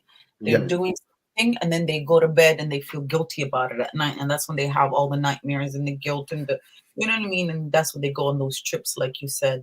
So I don't live that way. Don't be. I'd rather be than Munafiq. I mean, we're because especially with men, they're governed by their hormones in their teenage years, and they're set to fail. I mean, it's a recipe to fail because you're going to And be the more your you say temptation is yeah, mhm, and the more they say no to you, and the more you are forbidding from yeah, something, that's what yep, do the work. yeah. And then you fall and you make a mistake and you get tempted, and then you're on that treadmill feeling guilty. And what you're going to do to try to erase it from praying, from promising Allah you're never going to do it again, only to do it again in a few weeks' time. You see, I mean, it's the treadmill never finishes in a way. I But I think mean, that's one thing that I actually you added to my knowledge today, Hassan. I want to thank you for that. Is that the whole concept of the shortcut, right? That yeah, little shortcut that people build up their guilt inside of them, and then they go on a trip, and then that's that shortcut, right? So that's the Hajj is sold to us in that sense as well. yes, Go to Hajj, and all your sins will be wiped away, right? yeah, It's like it's essentially always that way. I wanted to uh welcome someone new. If you okay. guys want to give me 1 second. Samatar, can you hear me? Yeah, I can hear you. Can you guys hear me? Yes, we can hear you. How are you? So do Very well. How are you guys doing? we're doing well. We're having a conversation today with Hassan and Somali Rose. What did you want to say something? You want to add something to this stream? I just wanted to add one little point. And Ali was saying 99.8% of Somalis are Muslim, right? Mm-hmm. I don't think that's the case, but this is just my opinion, because Right. many of the Somali friends that I have, Mm-hmm. mostly which are males, they don't consider themselves to be Muslim anymore. And that just shows you, it's things are changing, and it's everywhere now. So Yeah, I it's just Takbir, wanted to say that point. takbir. take beer. Well, no, you're right, Samantha. I think that's exactly what's happening, and a lot of these conversations are helping as well. Like we're having these conversations all the time now, and it shows that people are wanting to hear about this kind of conversations. Unfortunately, I don't know if Ali heard you, but he said I have to go eat an iftar. But I wish you all talk to Islamic scholars, both Shia and Sunni ones, and this is always what it comes down to, right? They're never good enough to tell us what's what. And oftentimes, the person, the Murtad, knows more about the deen than the person that's still in it. Because the person that's still Absolutely. in it never really had a reason to look it up or anything like that. They just go through the motions, right? But the person that left it, it's not easy to leave something that you were brought up in. It's not easy to leave a whole culture that you were brought up in behind without actually looking into it, getting interested. I got more interested in Islam after I left it than when I was in Yep. it, Yep. right? So that's the thing. That's what's really really like. I think our people are at a point, and Hassan, like what's happening right now is that Somalis Hmm. left the Horn of Africa, and we're all over the world now. We're everywhere. I'm Yes. sure that in every country you will find a Somali there, right?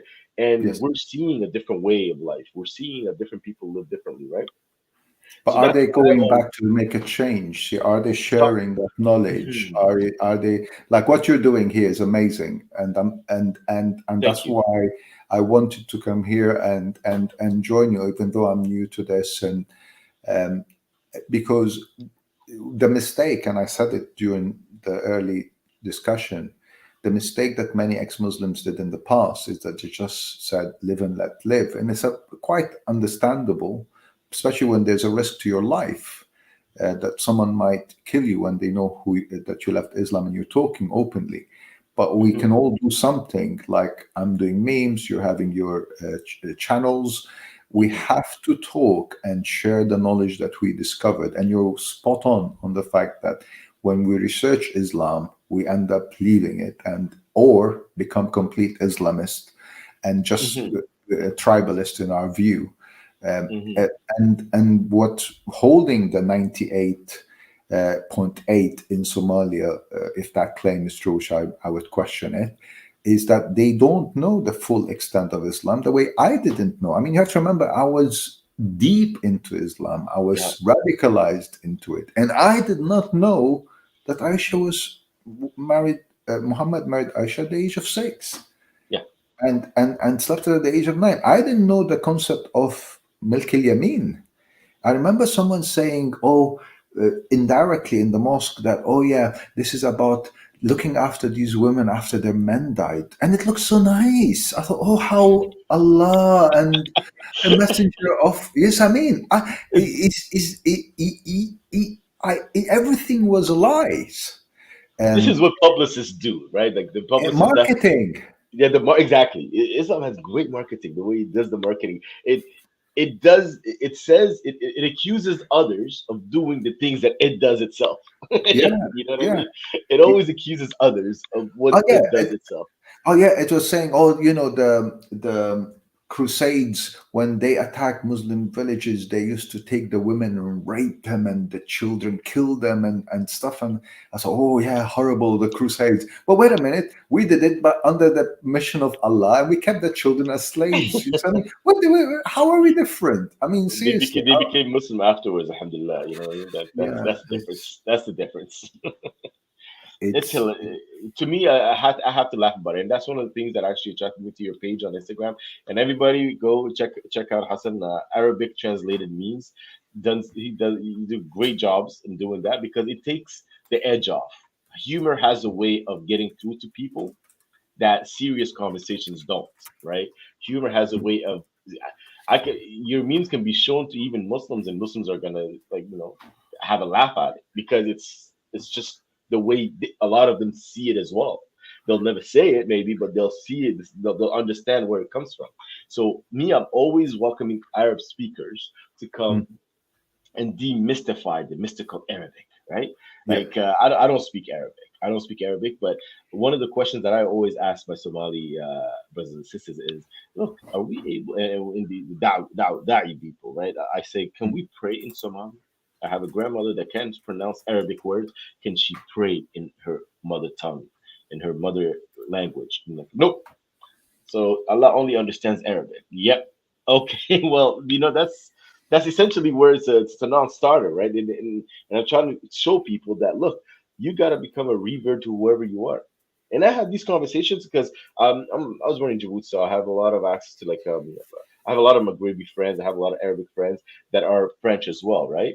And we'll yeah, have these conversations, and I say, well, do you know what Morocco was before Islam came and Arabized it? Do you yeah. know what Tunisia was? Like, do you understand the beauty of your own languages? I'm not even sure if Amazigh is something that's spoken as much as it used to Mm, be, mm, right? It's a yeah, dying language, and if you don't hold on to it, it will mm. die off.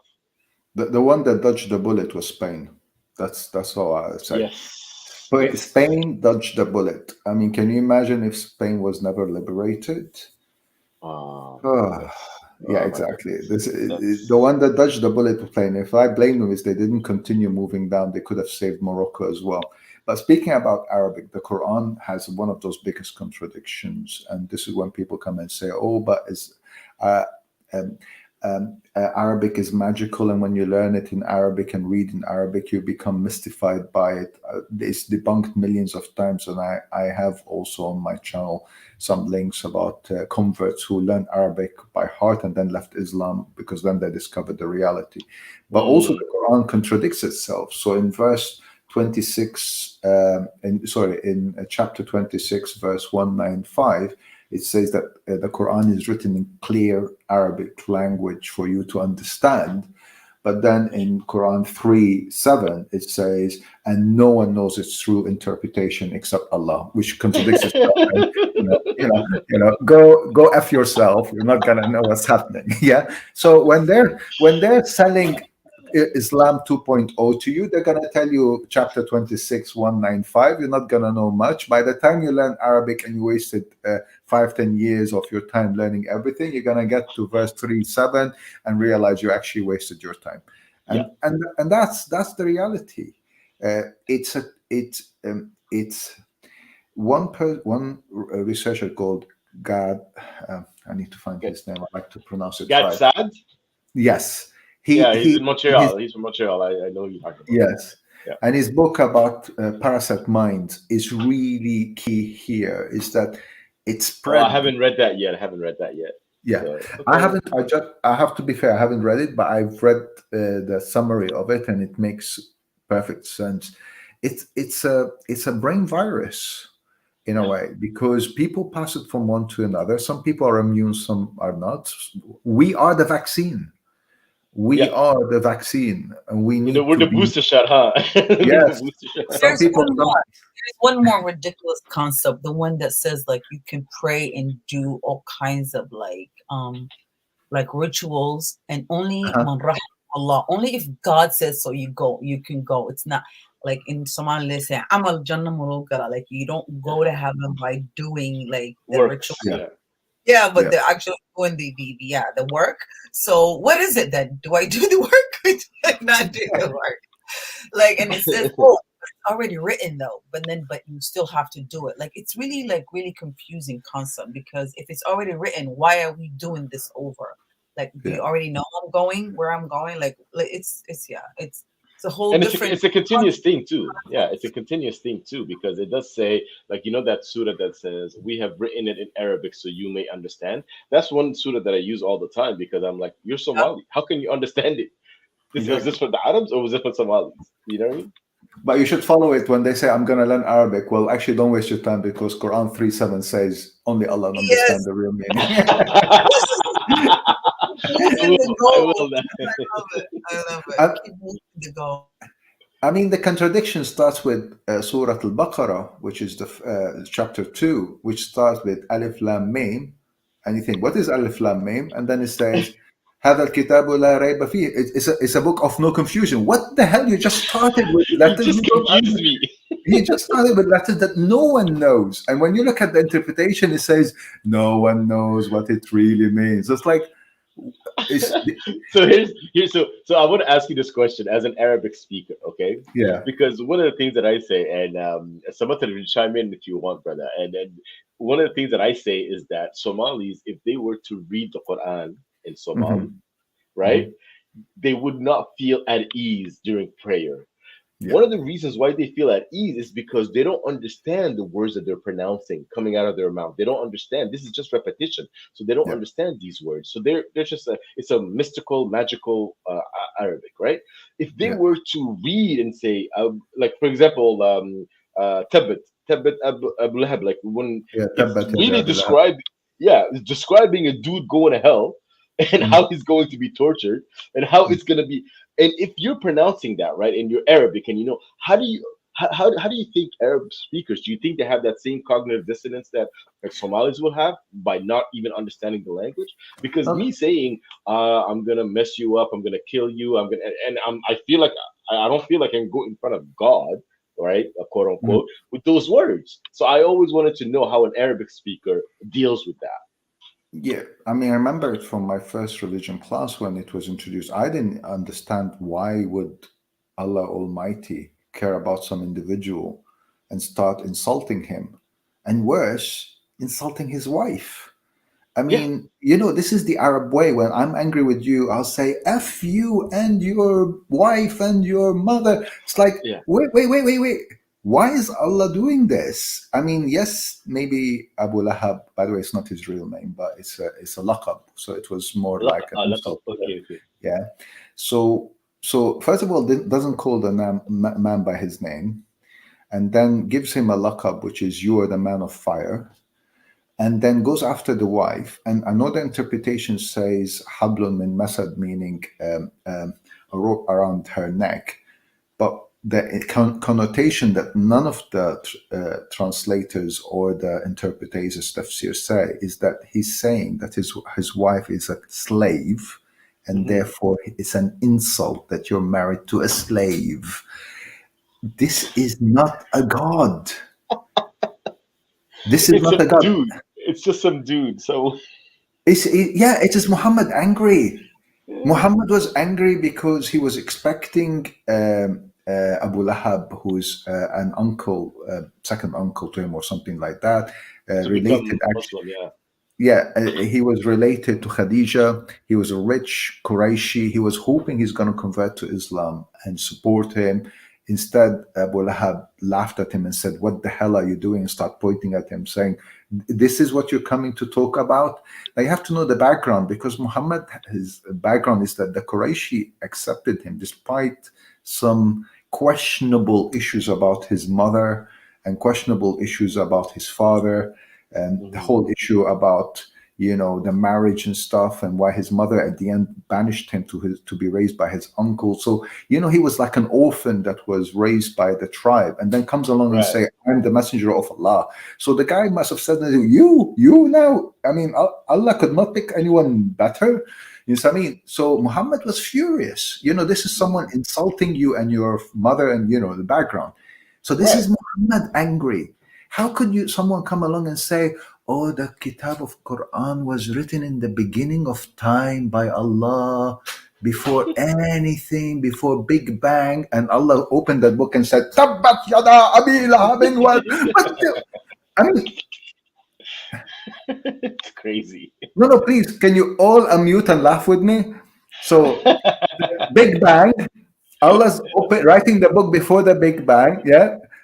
Somali Rose, Samad, listen to the story. So Allah opens the Quran before Big Bang, that's 14 billion years, and say, "Tabbat yada abi lahabin wa tab." It's some poor guy somewhere in Arabia. It's some poor guy in Arabia. You know, that's a question I asked as well. Like, if we're saying this is Allah Mahfud, that means it was with God since the beginning, right? So Yeah, on a stone. Tibet was fucked since back then. And your wife is a slave. You know, it is so obvious who was writing this. It was so obvious Oh my who was goodness. writing. Yes, Oh my even goodness. as an Arab, so I'm answering your question, I was shocked. And I even remember asking the teacher, "Hablun min Masad suggests a slave." She said, no. It's that she was wearing this necklace that is like string and stuff. And it's like, and then, and she was throwing, and it says that she was carrying sticks, hatab and stuff. And the interpretation, she was throwing it in his way, like bullshit. You would walk around it. Like, I want you to imagine a road, and some lady throws rocks in, sticks in your way. What do? You walk around? No, this is a connotation that she's a slave who used to carry stakes, and she had a rope around her neck. That's an insult to her, even though she was not party to this issue. And yes, we kind of push it under the carpet, under the idea of, we don't know why Allah did this. Yeah, Allah ya'lam. Allah ya'lam. This is the best exit door, right? Allah ya'lam. Exactly. You don't know. Allah knows best. Allah knows best. You know, they'll talk for like 14 hours, and then they'll say Allah knows best, and it's like, why are you wasting my time? Then I've been listening to you, and now you're telling me Allah knows best, right? The same thing in the Quran. They say, hey, if Allah guides and Allah misguides, and I'm like, if you have a problem with being a Murtad, then you have a problem with God, because God made me this way. Yeah. It's so messed up, man. It's crazy. So what is it that you're going to be doing, Hassan? Thank you very much for joining us, by the way, today. Really, really appreciated your conversation. You're welcome back anytime you want. I try to do this every other Sunday. The other thing also is that, are you on Clubhouse by any chance? Clubhouse? What's that? Yeah. Sorry. Oh, snap. Okay. Well, Clubhouse is where, Somali Rose runs the show there. But Clubhouse is another app. So Somali Rose, I'll let you tell him. I'll let you tell him. Tell me. Yeah. I was Rose, learn. Yeah, please. You're the one that's been there way before me, so you get to explain. All right. So it's an app that you can download, and it's basically just conversations. Okay. See. So there's different conversations. You can create a room, and you can just engage people in these conversations. So we can definitely have you over on Clubhouse. We have several rooms that people come in, and it's the same thing as this. It's just there's no images or anything. It's just some, you know what I mean? It's just conversation. I'll send it to you. Yes. No, I found it online. You used to have. Perfect. You go used to have to be invited before, but not anymore. Now you can just go on it and you can just download the app, and then you can ahead. get into these all these different ways. So from there you can create the audience, Hassan, and then you can bring him on to YouTube or Instagram and whatever have you. But you can definitely have conversations. I've had some crazy conversations there with some sheikhs, some people that said they were Wow. going to kill me, and a lot of things like that. So it's They, very even, very they got even to a clubhouse. Seriously, those sheikhs don't know what's going yes, on. yes. Oh, Well, what about the positive though? I've met so many people. I've known. I learned so I many truths. I've met you on Clubhouse Somali Thing, Road. yes, Yeah. yes. Mhm. And this tafkhid thing, the necrophilia thing, the some of the you know bestiality thing, all of these, like, no, I just thought, like, the pedophilia was just it, but I learned so much from it. And then the thing is, Yeah. there's a lot of Arab speaking people, like the Somali speaking Yeah, you go people. to Arab rooms, you, eh? God, oh my God, when you go to our, like, they will open your eyes into some stuff, like, and they have like the capacity to put up some links, right? So you Hmm. Mhm. have proof, right? The proof is in the pudding. You have like the deal and everything. Yeah. So Yeah. yeah, and it Yeah, it's a opens. very interactive app, Oh Hassan. yeah, It's very very much interactive. so. Yeah. You're So really it's enjoy it. really good. A lot of Well, people have been woken up because of that app, including me. It it sounds amazing, but here's my problem. As you already know, I'm a university, and I have actually a lot of work and research to do. So I'll try, but even on Instagram, when people message me, sometimes I take days to reply. Yeah. I'm terrible communicator in that Hassan, aspect. I'm the same way. Don't worry about it. It's Okay, just a, but I I'm will the same join it. way. I will Don't join do it. it. I will It's try. addictive. Start. It's Yeah. addictive. Don't start. It is I'll a try. bit addictive, but it's definitely manageable. I want to just say to Caleb, uh, I posted the link here. Hmm. He tried to join a couple, he or she. I'm not sure if it's a male or female, but I tried, putting you on, but your technology is not letting you on. So I'm gonna try and give you one last chance because we're about to wrap up anyways. Yeah. So let's see if I can. Caleb, try again.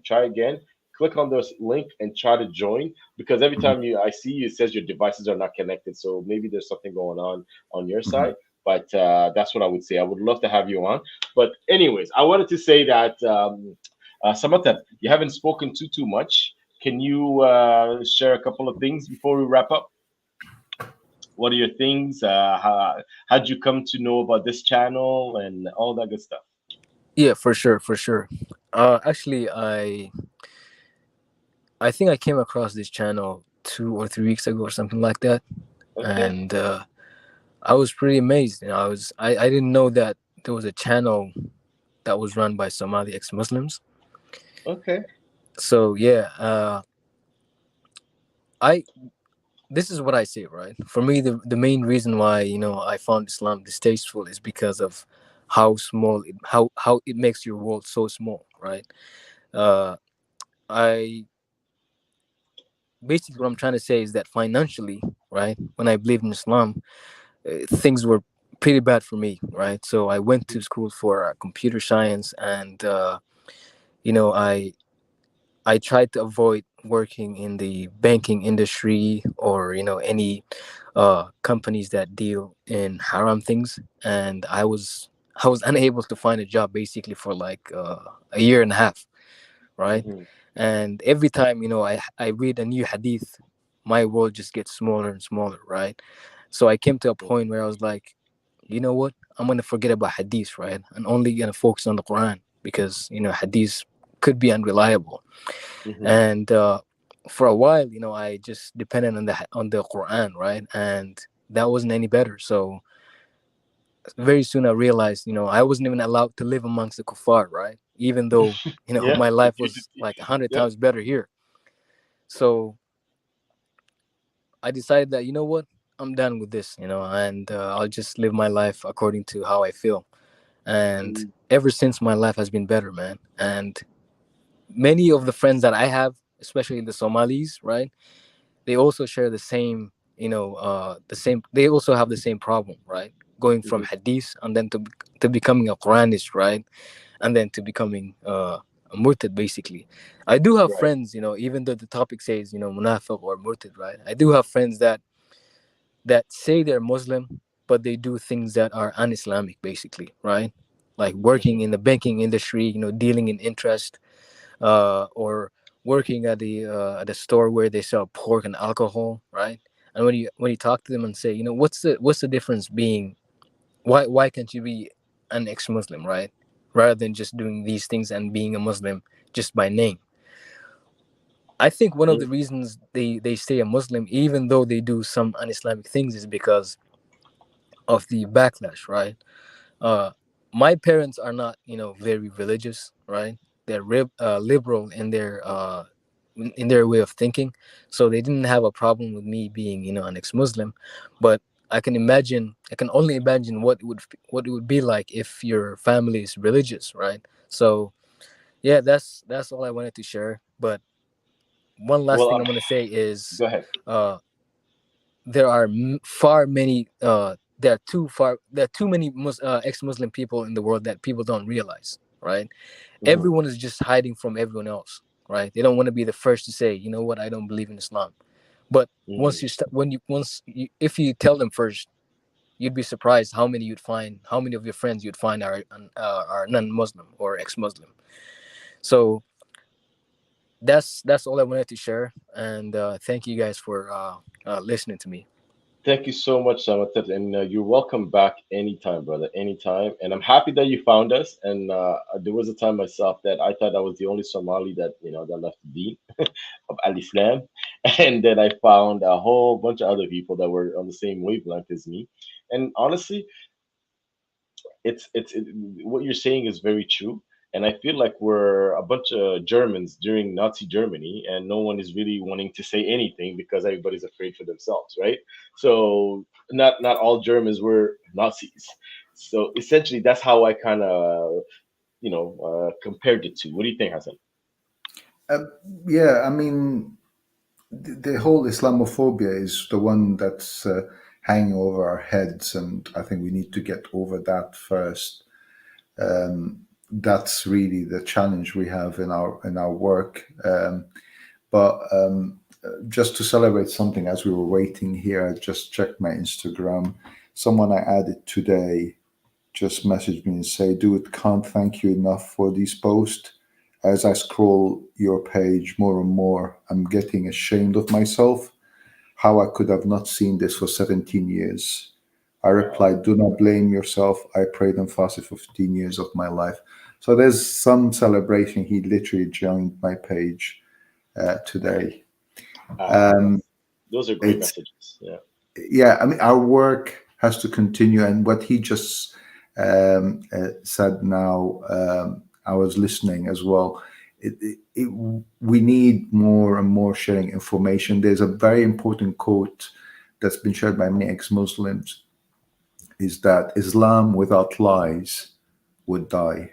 Yeah. And Without that's lies, really, Islam dies. Yeah. yeah, without lies, Islam dies. And that's what we need to focus our message there. Yeah, thank you so much for welcoming me. I can't believe we spent 2 hours. It felt Yeah, like it a goes lot. fast, doesn't it? It goes fast. It was a I'll very let the pleasant. absolutely Hassan, and we'll have you on Instagram, so we're gonna be chatting through there. I would really, Absolutely. really like for us to come back and maybe have more concentrated. This was just us getting to know each other, right? I wanted to be able to have more conversations about very specific topics. Yeah. So you're always welcome on Free Somali Minds podcast. And I want Shukran, to thank shukran, you for Habibi. you. Yeah. How do you say? What do you say to say the nada or you're welcome? Um, Somali Rose, you want to answer for me, please? Somali Rose, can you? You're a horrible Arabic translator. You know that, Somali Rose? No, Awalalam, like it depends where you're from. Everybody has their own, like I'm slang. And Somali. I'm Somali. What do Somali say? They said they Alban, don't. Oh, Alban. oh my goodness, yeah. So, I don't Somali think Rose, that's right. you want to say a last couple of words before we Yes, wrap I up? just want to say thank you to Arabic Transit. Me and Hassan, nice meeting you. I'm not on any social media. I have PTSD from all the Al Shabaab, so I try to stay away Al from Shabaab. yeah, Al Shabaab. Yeah, because really, they're one of the reasons I actually solidified my you know, me leaving the religion, because it was like, if wherever they're going, I don't want to be, right. And like you said, ISIS was had just like how it had a lot to do with a lot of Arab. I mean, no, I can't really call them Arab Syrians or whatever leaving. I think it's had a lot to do with us Somali people leaving, because we've seen it in real life, like you said, right. So Yep. it's kind of a blessing and a curse at the same time. But Yep. until I heal, hopefully I won't have to go and see them or hear them again. Hopefully by the time I get back to social media, they'll be, done with. But yes, hopefully we're going to continue this conversation, because it has to be had. It's one of those conversations, because Islam has been, bamboozling and fooling a lot of people, and a lot of Yep. people are coming into it. And we have to like basically fight it. If we cannot really fight it by like physically, at least we can say something, and the least thing we can do is like, leave something for the next generation to hear what Yep. it has done, right? So yeah, I thank you wanted guys. to ask. I want to ask both of you before I let you guys go. And it just dawned on me right now, right? What has Islam? What a result of someone being born into Islam but not really believing in it, just staying in it for what it is, makes that person reject their own people. Okay, so it made at some point in my life, I disliked Somali people. Like Reject yourself. yeah, exactly. I rejected my own people, which is Mm. a very, very sad state of affairs, because when you reject your own people because of this thing that isn't even Somali, that isn't even yours, it's kind of Mhm. like, so when I found and I got out of it, what happened to me is that I fell in love with who I was and where I came from and my ethnicity and my history and the ancient Somali ways. And I delved into that and I love that, right? And Mhm. then when I found other Somalis like Somali Rose and Samantha that just left us and a whole bunch of other Somalis that are in the same way, it made me, it rekindled my love for my own people, if that makes sense. Absolutely. Same here. Right? Because I Yeah. used to be like so disgusted, because like I told you, like I was, born and raised in the Middle East. So I felt like the Somalis that I met here were kind of reminding me of the guys from Saudi Arabia. Just, I was like, no, no, no, no, no, no, right? I don't like them. I remember when you met me, I used to call myself ex-Somali, remember? Yeah, yeah, you were an ex-Somali. And you're like, well, Layla, you don't have to be ex-Somali. Like, you could be, you could be ex-Muslim, right? And you don't have to, like, throw the baby with the bathwater, right? But we still deal with this, Hassan. Check this out, right? Yeah. My Yeah, Somali upon the Deen says Somalis don't need you. You reject us, we don't need you. And this is where the mentality is. This is where it's at, right? yes, Thank we Yeah. you, need Yeah. Coco, for answering him. Somali. Yes, we Yeah, all need each other. We Somali. Like I cried when the bombing happened in 2017. in Zoba, like over Mogadishu, a yeah. thousand, Mogadishu, over 1,000 people died. Like some of my closest friend died in that fire. But the thing is, like, and when I cried, they were like, "Oh, why are you crying? Do you know anybody in there?" I'm like, "Yeah, I know humans. Like I know Somali people. They don't have to like every bombing. I cry because there's people that are my blood, my people, but they don't get it. They say, oh, because it's against the deen. Like, excuse me, but fuck the deen if it's gonna make you kill your own brother. You feel me? Yeah, makes no It's sense. not. Yeah, it's not the right deen. Yeah, Yeah. no, absolutely. Mhm. Go I ahead, couldn't Hassan. agree more.